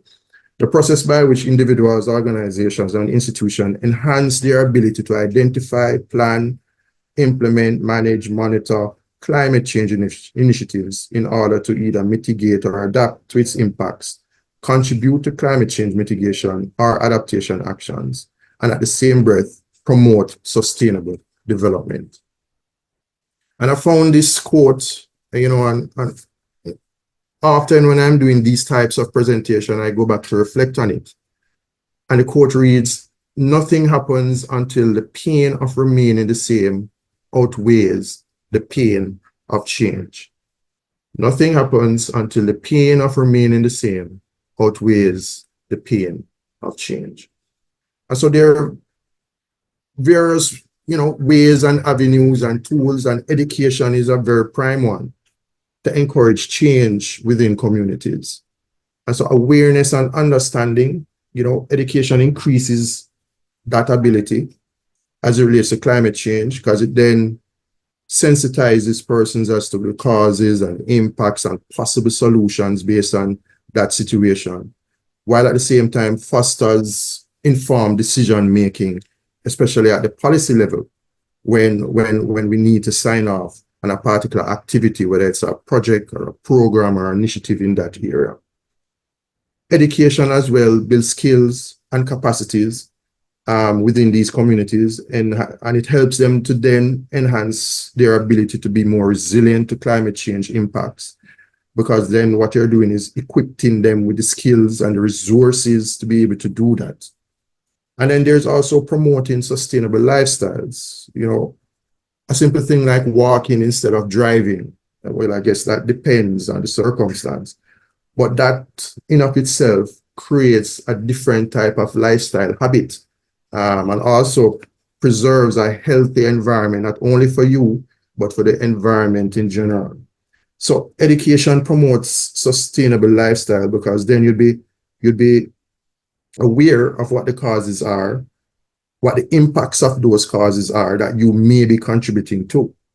And it raises the awareness of environmental and sustainable consequences of the actions of driving, for instance, just an example, versus walking or biking. It also encourages responsible choices, while at the same time fostering a culture of environmental stewardship and conservation. There's also advocacy and policy engagement. And we would have seen over the years, more persons taking on to this terminology of climate change and the need for change. And we might not have seen it so much locally, but certainly globally, we would have seen, for instance, youth taking a stand, civil society and civil groups taking a stand, because they have identified that if they don't take a stand now and have the changes done now, I think it was Liz who mentioned, no, not Liz, I think in the opening welcome, we heard it mention the difference between the impact of a 1.5 and a 2 degrees Celsius increase in temperature. Now, if you're going back to last summer as an experience, the IPCC in one of its latest report have indicated that we are probably just at 1.1. So imagine we're crying now at 1.1. Imagine what 1.5 may feel like. And then worse, imagine what 2 degrees Celsius would feel like. And so a change in policy and having communities engage and be involved also influences the decision-making process. But they can't know unless you tell them. And so educating them on the causes and impacts and what their rights are and how they can be involved is an important element. So how can we increase their level of awareness? There are various strategies, right? We spoke about education. There's always partnerships and collaborations that can be formed. And we can do that with local communities. We can do that with educational institutions, non-government organizations, also known as NGOs, private enterprises and businesses, government agencies that might have very intimate relations with a particular community. And these can be ways that we can, use to interact with the community and help them to build their resilience. against climate impacts. There's also storytelling, and this is an interesting one. You know, I had to do a little research. Storytelling and personal narratives. Again, it goes back to the intimate knowledge by community members of what the specific impacts are that they have observed. And so utilizing storytelling and personal narratives to make climate change relatable and accessible to diverse audiences is important. Emphasizing the human and the local impacts of climate change, as well as stories of resilience.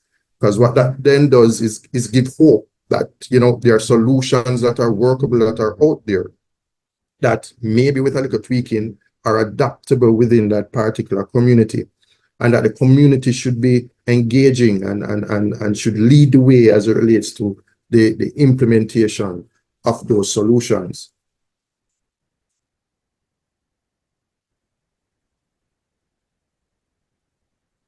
So I'm skipping, right, in the interest of time. And I mentioned that we had a couple of examples, and I think I will use this one, right? Agroforestry and sustainable agriculture. So in rural farming communities, we have observed that farmers are adopting agroforestry practices and sustainable agriculture techniques to enhance resilience to climate change and improve as well food security. Integrating, for instance, trees, shrubs, and other types of vegetation into the agricultural landscapes, farmers are, in effect, diversifying crops and improving soil fertility, right? Conserving water and sequestrating carbon at the same time, while reducing vulnerabilities to extreme weather events, you know, pests, and other diseases that often plague the agricultural sector. And there are 3 examples there and 3 specific, you know, community-based types of solutions. And of course, the PowerPoint would be shared, I'm sure, after this, so I won't go in depth in all 3. But in the midst of it, there are some challenges, but even with challenges, there are also some opportunities for us to engage communities and to build their capacity to be more resilient. The first challenge is, and I think this is probably experienced everywhere, there are limited resources, right? There are limited technical expertise, and there are also limited financial resources to be able to tackle the problem. And so communities, particularly those in the rural or marginalized areas, often lack access to financial resources, technical expertise, and, you know, the institutional support that is needed to undertake the action or the initiatives that are needed. So, and then with limited funding, and the limited infrastructure and human resources, these can hinder the community's capacity building effort and limit the implementation of climate solutions. There's also a lack of awareness, and I think we touched on that a great deal before, and a lack of understanding. We just need to expose them more and sensitize them more to what is happening, not only within their community, but even all around them. There's also social and cultural barriers that exist, and this is an important one, especially if you're engaging rural communities, right? And these often include traditional beliefs, cultural practices, social norms, and these often influence the community's perception of the strategies that they are to use going forward. Let me jump to governance, right? And if we don't have the proper structures in place, and if we have inadequate policy frameworks or bureaucratic barriers, these can often as well hinder community-led solutions or action taking. And then the capacity gaps and skills deficit, I think we would have touched on that in several undertakings. Right. So, Sir Alcock, again, in the interest of time, because we have one other presenter, if you could just make some closing remarks so that Dr. Rankine would be able to make his presentation. Thank you. Sure, I was almost there, but no problem. So it's important to identify the causes and the impacts of climate change, highlighting at the very least the urgency of the issue, especially at the community level. Mitigation and adaptation measures are also important. Addressing the challenges require a comprehensive approach, some kind of framework, some kind of mechanism, while at the same time engaging the communities in whatever solutions are supposed to be or will be implemented. And I want to close just with this quote now. The UN Secretary General Antonio Gutierrez remarked at the local climate action summit in December, "Let's stand as one and work as one to protect all communities from the climate crisis and spur the renewable, sustainable, and equitable future people and planet deserve." Thank you, Doc. Over to you. Thank you, Omar. We are all here, the participants, because what we do is critical to minimize climate change impact. So as you hear these presenters, please mark your questions. When we have that opportunity, please pose in the chat.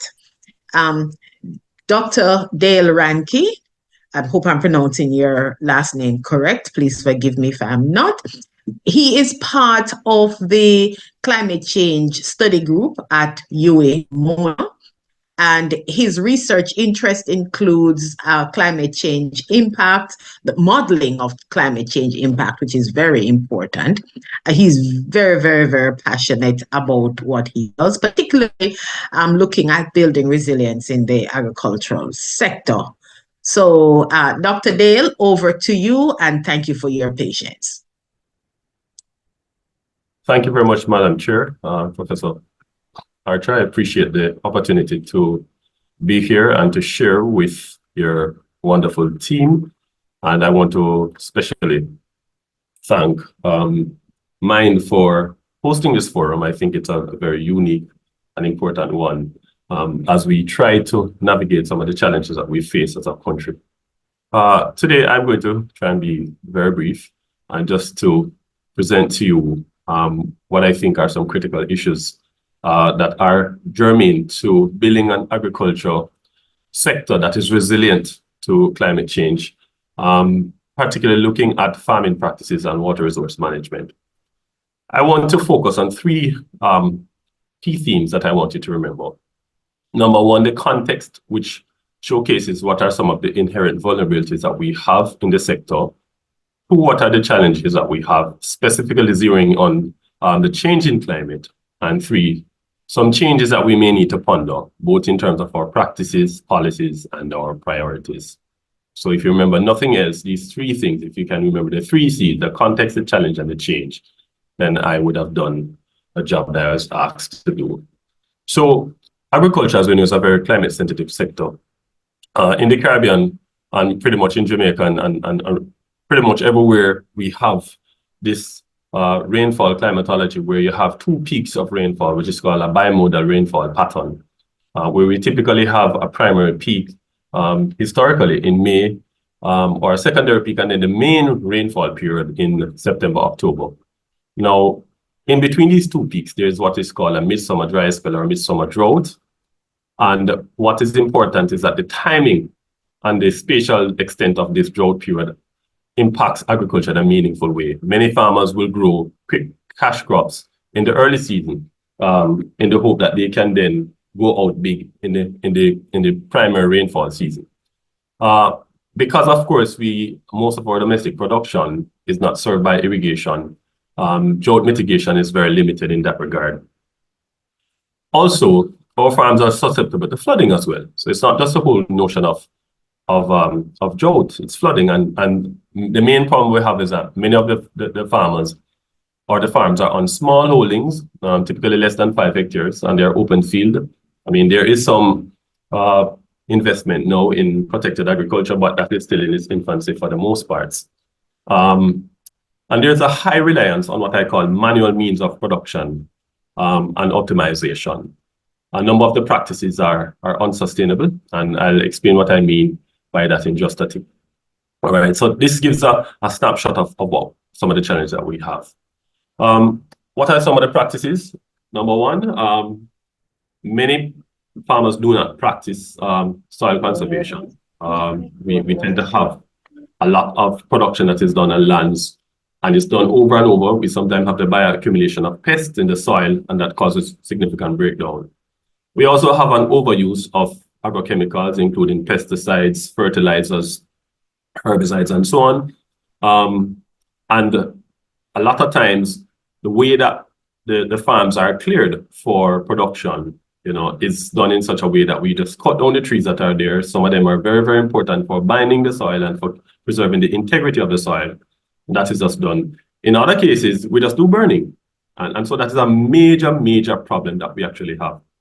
And so because of this, we tend to find that a number of the practices that are actually mainstream into the operation, the routine operation of domestic agriculture, is for the most part unsustainable. All right.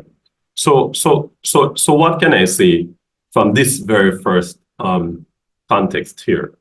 That we have a number of inherent vulnerabilities that make the sector itself very sensitive to climate.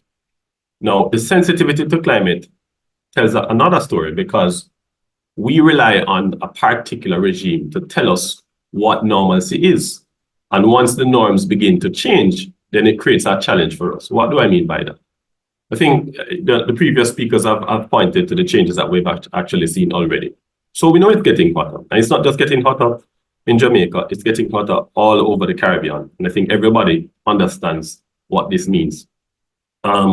Whatever indices you use, we see that the temperatures are increasing. We have 23 more hot days and hot nights since 1950.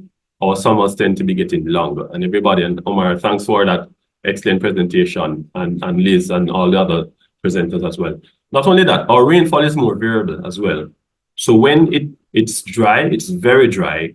And when it rains, it really rains. So we have a very rainfall pattern. And some places are getting wetter, some places are getting drier. And so that's one of the things that we find. So, for example, we find that the eastern end of the island tends to be getting wetter, while the central and the western parts are getting drier. So it's not the same drying pattern all over, which then creates a bigger problem, because there's some uncertainty about what's happening where.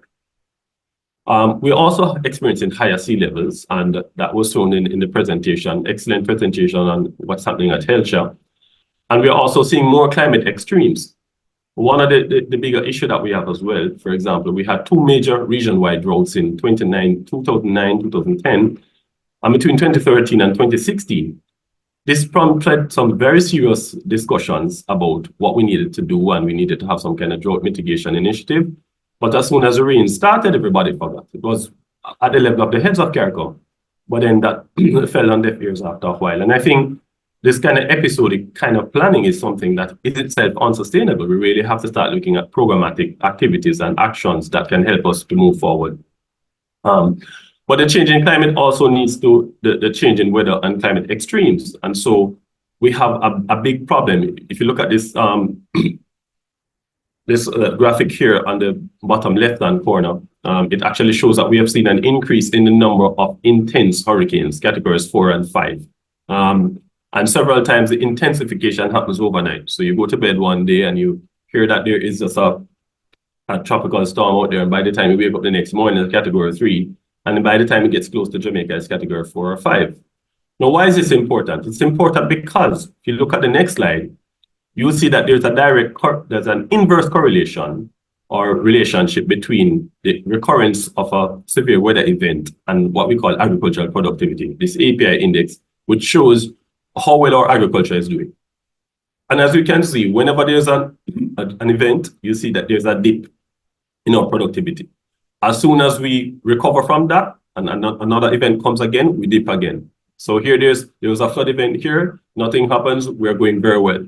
And then here comes a hurricane, Hurricane Ivan, here comes a drought, we drop down again. So we keep having this cycle of productivity and then very low productivity. Why? Because we have this continued recurrence of severe weather events. And that is a major problem for us here in agriculture.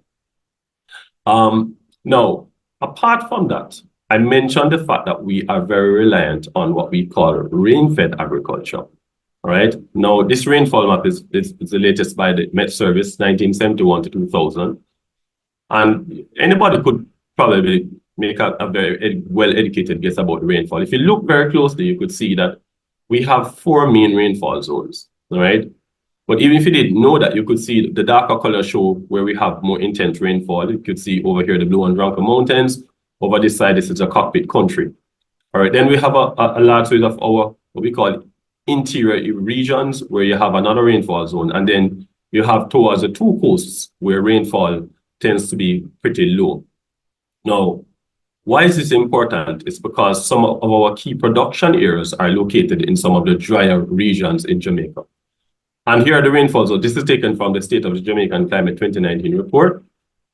What is interesting here is that those 4 rainfall zones that have been demarcated, we find that rainfall varies in the same pattern in these areas. So the coastal areas tend to have the lowest rainfall, North Coast, South Coast, and here you see South St. Elizabeth, where we get quite a bit for domestic production. Then you have the interior area, which is zone 1.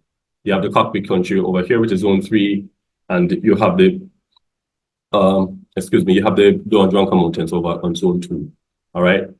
Now this is important because what models have shown is that we are seeing that for some key crops, the future suitability for regions where these crops can be grown is decreasing. In some areas where you see green, it is suggesting that some crops it's going to be easier to grow in some areas, but some of these areas are very hilly areas, which themselves are susceptible to erosion. In the lower regions, especially in the areas of Clarendon, St. Catherine, Manchester, St. Elizabeth, we're seeing where the future suitability is suggesting that things are going to get even more dire. And this is especially true for locations that receive less than 1,500 millimeters per year. All right. And this is a concern for most of our farmers, especially because we rely significantly on rainfall for production. Now, that's what the current climate is saying. So what about the future? Well, as we go forward in time, and the previous speakers were talking about this 1.5 limit, we recognize that we're getting warmer and drier simultaneously. So the future is suggesting even much warmer conditions, up to 3 to 4 degrees. And, we have been advocating for 1.5. The future is suggesting that we're going to, by the end of the century, we're going to be significantly higher than that. All right. And the 1.5 doesn't mean we want to go 1.5 on top of what we have now. 1.5 is saying we have already warmed by 1, and what we want to warm by the end of the century is another 0.5. And all the models are suggesting we're going to overshoot that, right? That by the end of the century, by the 2090s, 30 to 98% of the days annually will be regarded as being very hot, and only 2% of the nights will be cool, all right? Our rainfall will be more variable, but drier. And wherever you see dark colors, and Jamaica here is in the center of this, where we're seeing up to 40% drier and a shorter rainy season, right?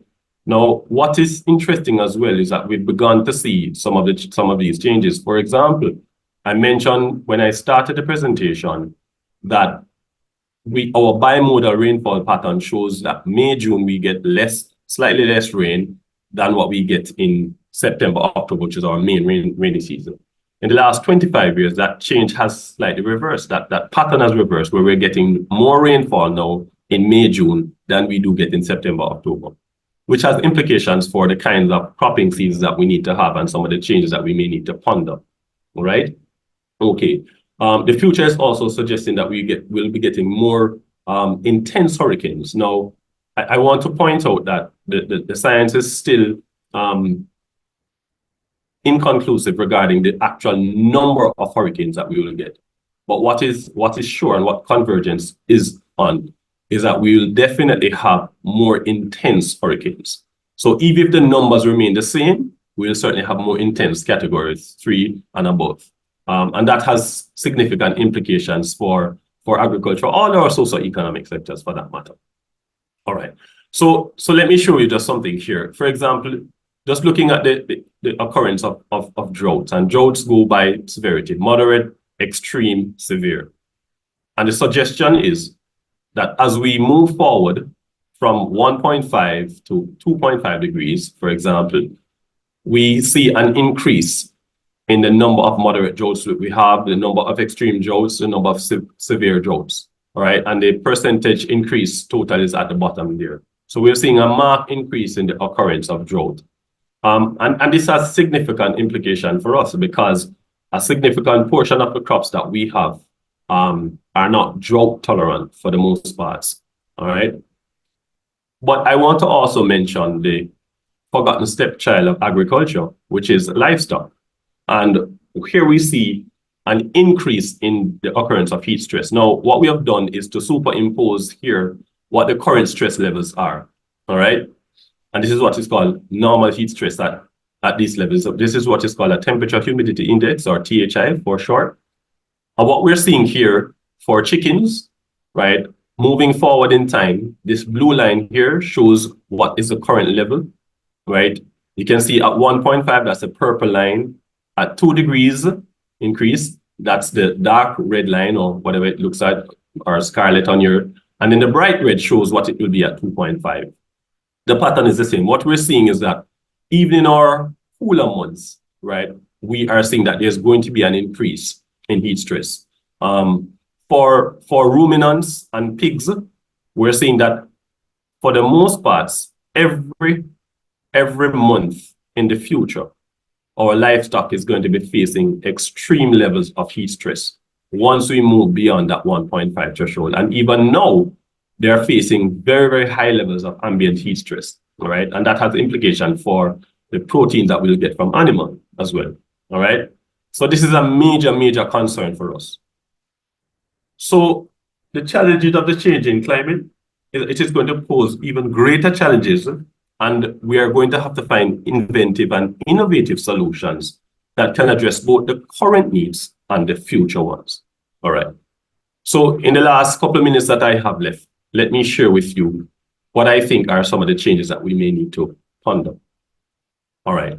So I mentioned before that we've been using pretty much manual means. We go in the field, we plant, whatever happens on that day or in that crop season, we try to draw inferences from that. But what if we have a unseasonally dry climate or unseasonally wet? We can't make any inferences to what will happen outside of that.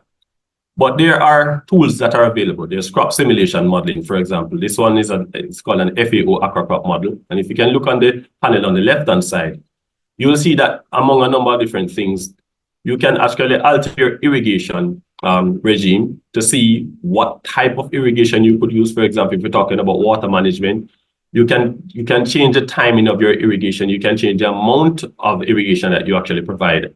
All right. And you can do a number of what if scenarios. You can change even the climate scenario in the model and see what your production is going to be moving forward. All right. And so we have to start looking at doing inventive and proactive simulations to see what the future is saying before it happens, including things like water harvesting and recycling. We have to start looking at the farming of heat tolerant and saline tolerant, drought tolerant crops and varieties. I mentioned before the whole notion of our crop season, that we may now have to start looking at how we can change that.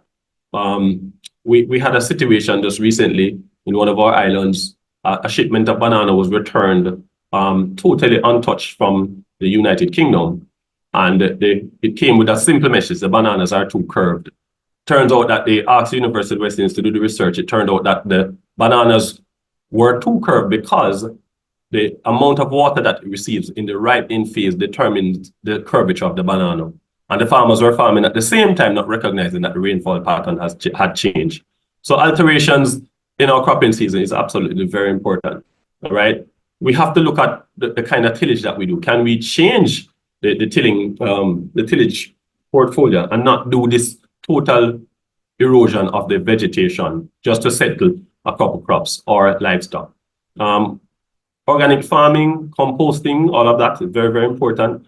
Heat stress mitigation is also something that is critical.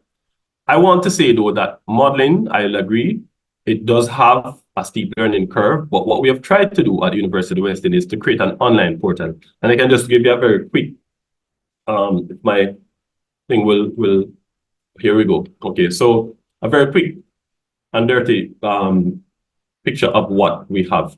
So this is an online portal. You go online, there's a map there, and just showing you in step one, you select a location or you type a location where you want. For example, we typed Port Maria here. It allows you to select a crop. It allows you to select a particular variety of the crop and your soil conditions. Once you click next, it then asks, to verify this is what the simulation you want to do. And you say, yes, the parish is St. Mary, the community or the area is Port Maria, the crop is cassava, this is the variety, this is the soil type. And it can give you from start to finish what your total biomass is going to be every day of the crop from sowing to harvest, and the same thing for your yield. Now, in the backdrop of this is a model that is actually operating that allows you to change your soil type, it allows you to change your fertilizer, it allows you to change how close your plant, how far your plant, all of those questions, the timing of your fertilizer and irrigation.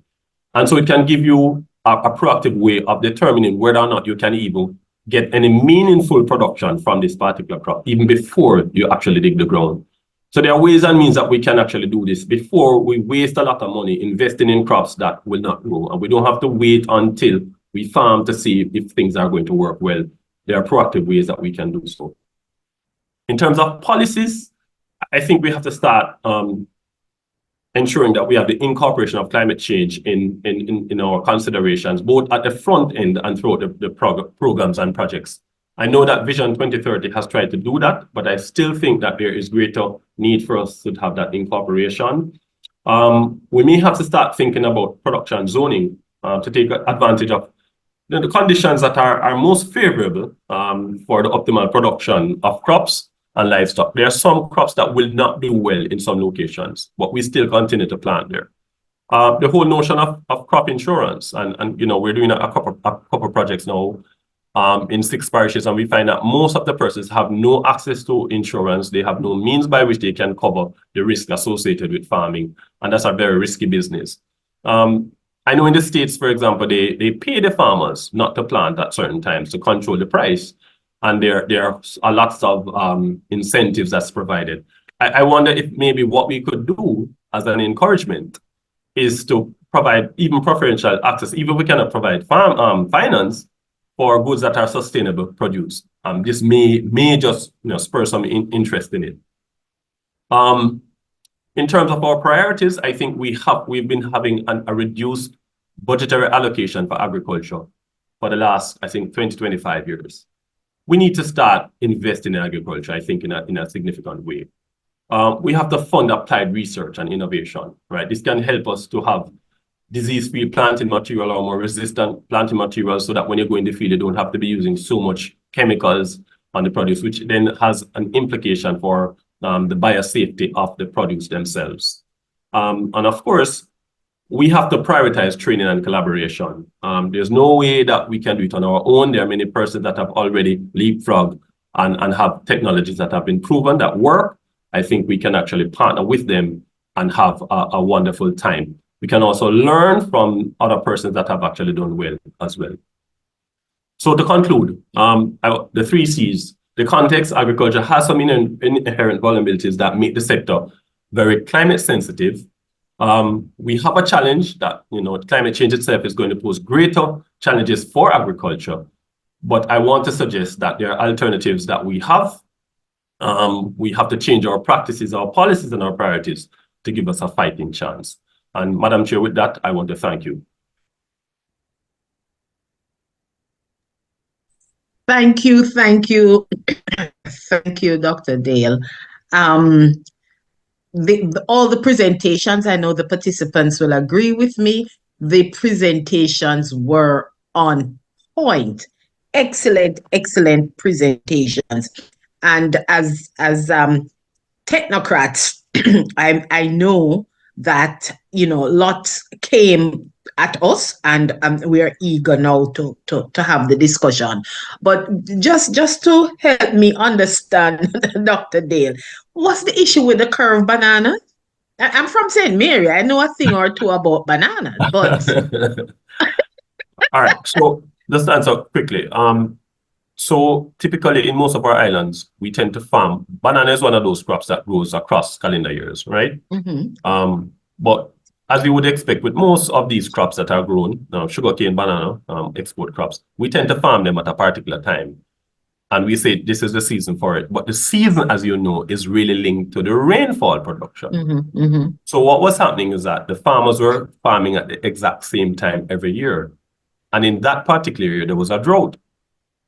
So farming the same year, the same time, the bananas came out very curved because at the important ripening phase of the banana, if it doesn't get a certain amount of water, it becomes very curved.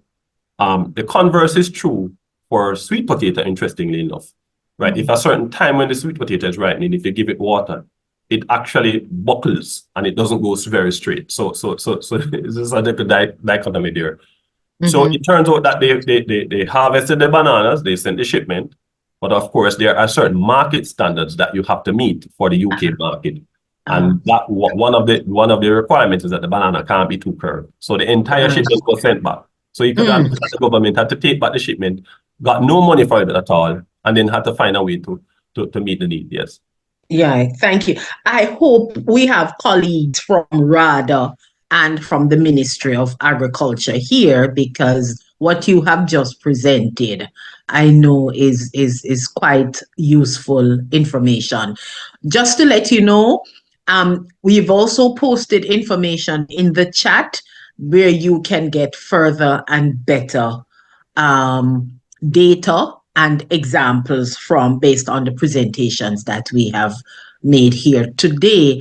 And can we also have a link or connection to the data set from UWI? I think that's very, very important, where we have the geographical data.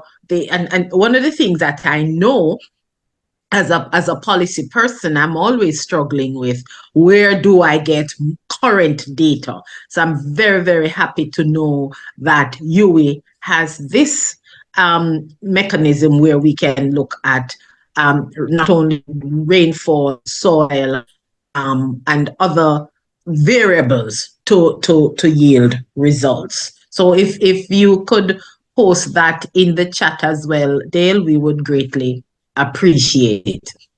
I believe now we are at this stage, and for the next couple of maybe another 10-15 minutes or so, we can take questions and answers from the questions from the audience and the response to these questions from the presenters. So over to you, the participants. Any burning questions here? I would imagine the recording will be shared. We have your email, so that will be shared. Let me just take moderator privilege and ask Miss Curtis. Remember, I put you on guard. In your presentation, you talk about the various international protocols and policies that we have to adhere to. What I want to hear from you is, and you know I would ask you this question, Monique, where is NEPA in terms of some practicalities of reaching these goals? And in the media most recently, we would have heard of Pinnacle, which is, it has been argued that here we have the approval through NEPA of a major development in Montego Bay in a very environmentally defined by NEPA, environmental sensitive area. So can you respond to this? Have we applied those protocols to say to the public, relax folks, we've got this. The Pinnacle is not endangering the environment. Okay, thank you for that question, Dr. Archer. So there are a couple of key components that we can point to in terms of the international framework.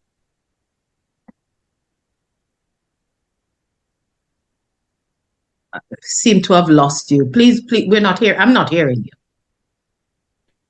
And here I was just explaining online. So sorry about that. Again, so just to restart, when you're looking at the international framework, there are certain things that are called upon governments in terms of how they impart information to the public when it comes to the development process. One, how they go about assessing activities, whether development processes or other economic activities in terms of the impact they will have on the environment, and vice versa. So in many instances, it calls for the conduct of your environmental assessments. It calls for sensitization to the public. It calls for assessing the sensitivities, looking at adaptation processes to climate change, the impact that the development will cause on the environment as it relates to exacerbated climate change impacts, as well as the reverse. Right? So you have to look at it from both sides.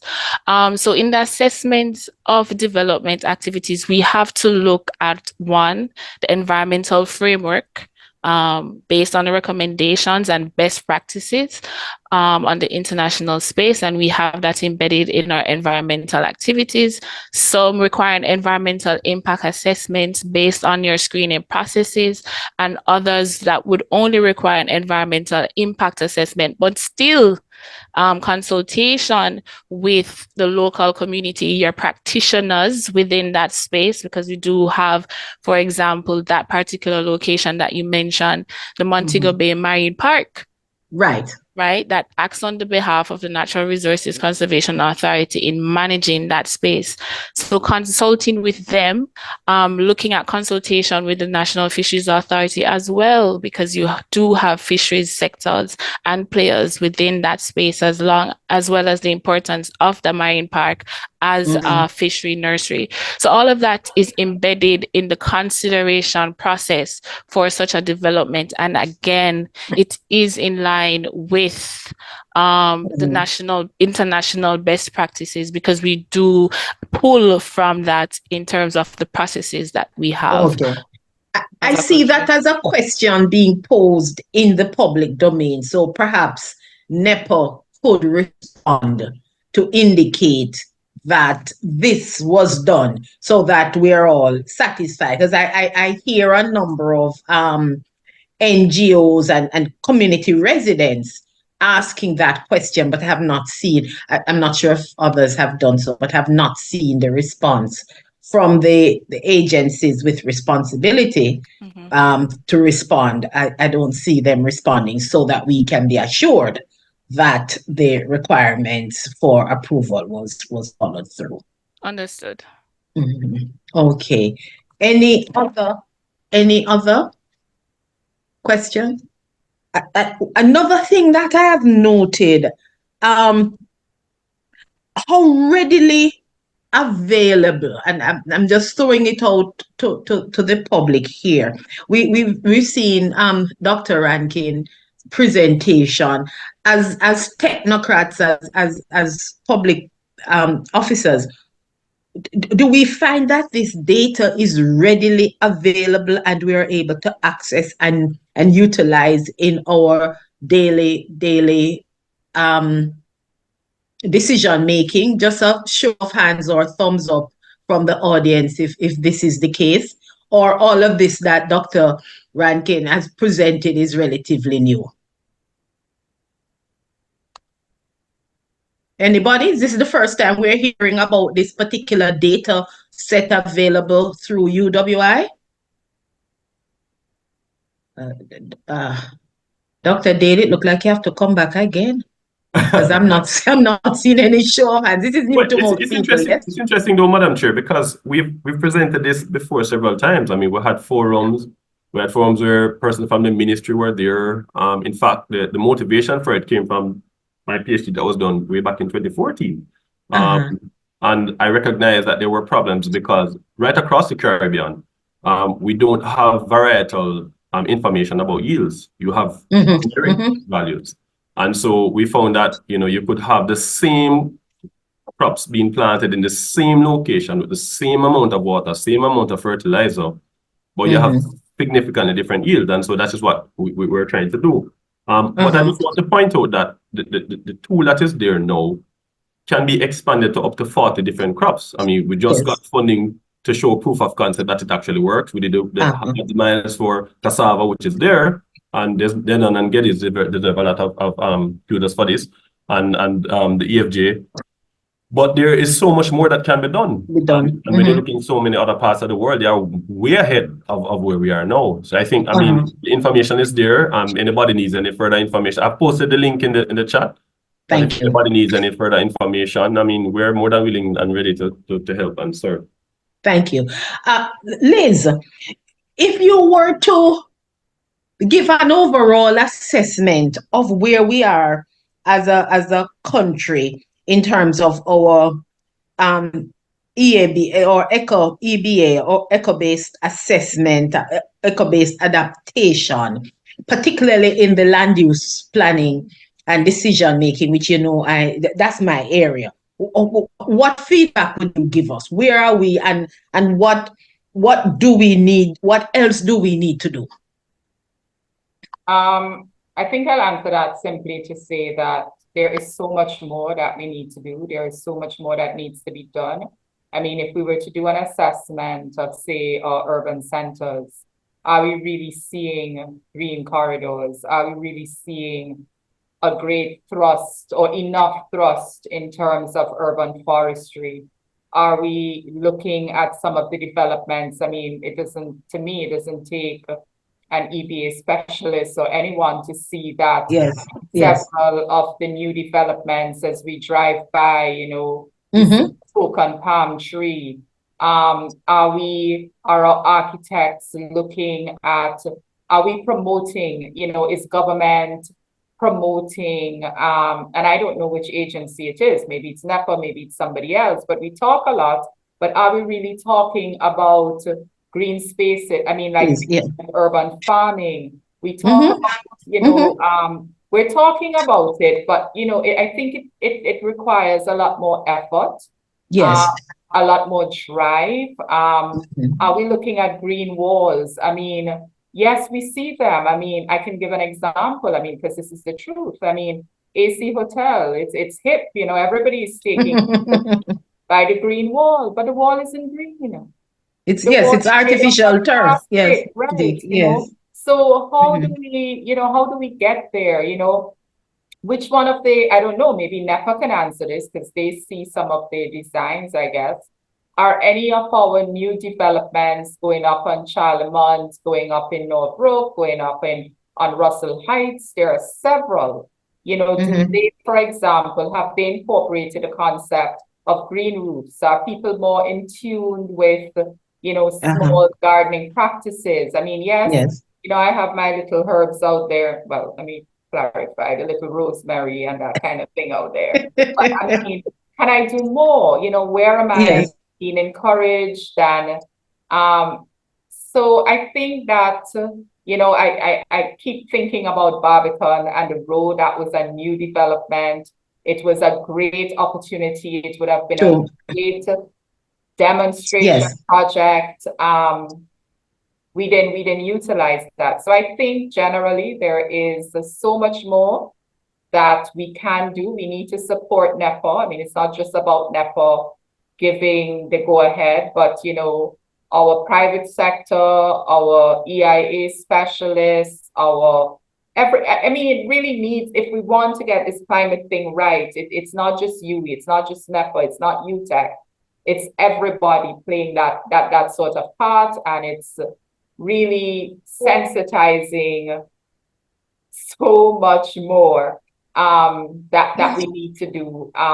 And if everybody does something and every sector does something, if tourism demands that new developments, I mean, we came a long way with things like water recycling and so on at hotels. We need to get beyond that now and start to look at other things that we can do. Yes, Yeah. EBA is a Thank new you. key, but it's Mhm. not, EBA is a new speak. I mean, new terminology, new everything, but it's not new.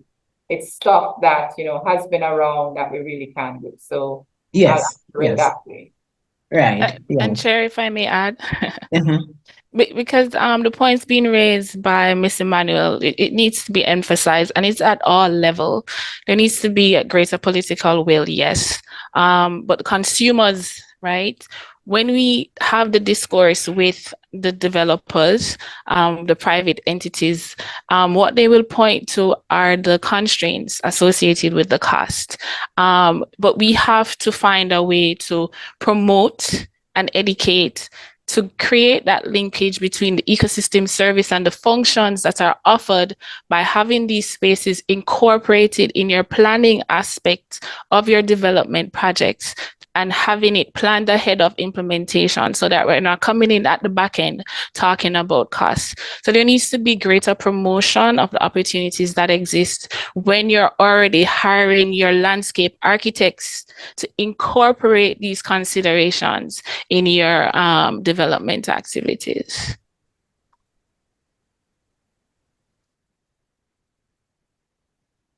Sorry, I think this is a case where the whole question of enforcement. Yes, let's just leave it at that. The whole question of enforcement. So it's not just one thing where the developers say, "Oh, it's not feasible." It's then if you have the laws and the regulations to say this is how it ought to be done, then it's a question then of enforcing to ensure that it is done.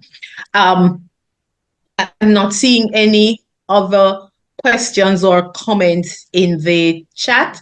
I'm being told that based on the email list, the presentations will be sent to you. So I now turn it over to the policy forum at Mind for the next session.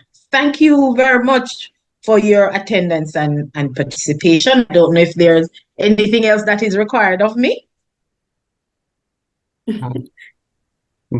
Good afternoon, moderator, presenters, and guests. It is my honor and privilege at this time to express on behalf of the CEO of Mind and fellow colleagues our profound gratitude to each of you for joining us today for our first policy forum for 2024.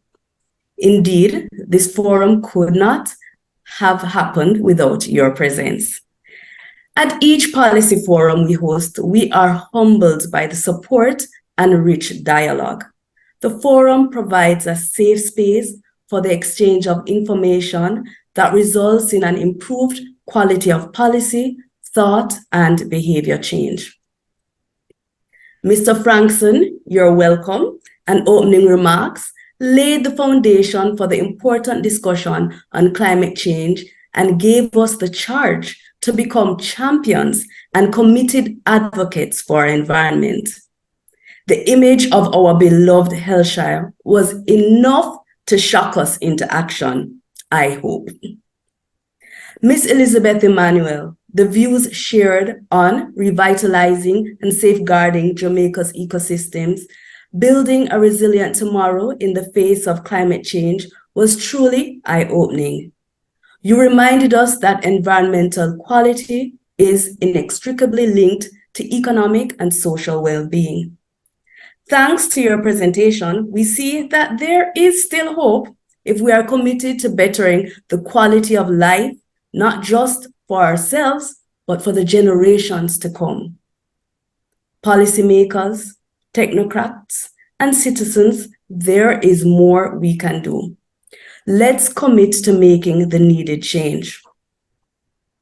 Shanice Bedward-Grant, thank you for sharing on the City Adapt project. We're grateful for the work that this project has managed to execute over the last 5 years and look forward to its outcomes. Miss Monique Curtis, we express much appreciation for your presentation on strengthening the biodiversity conservation to restoring critical habitats and preserving unique flora and fauna.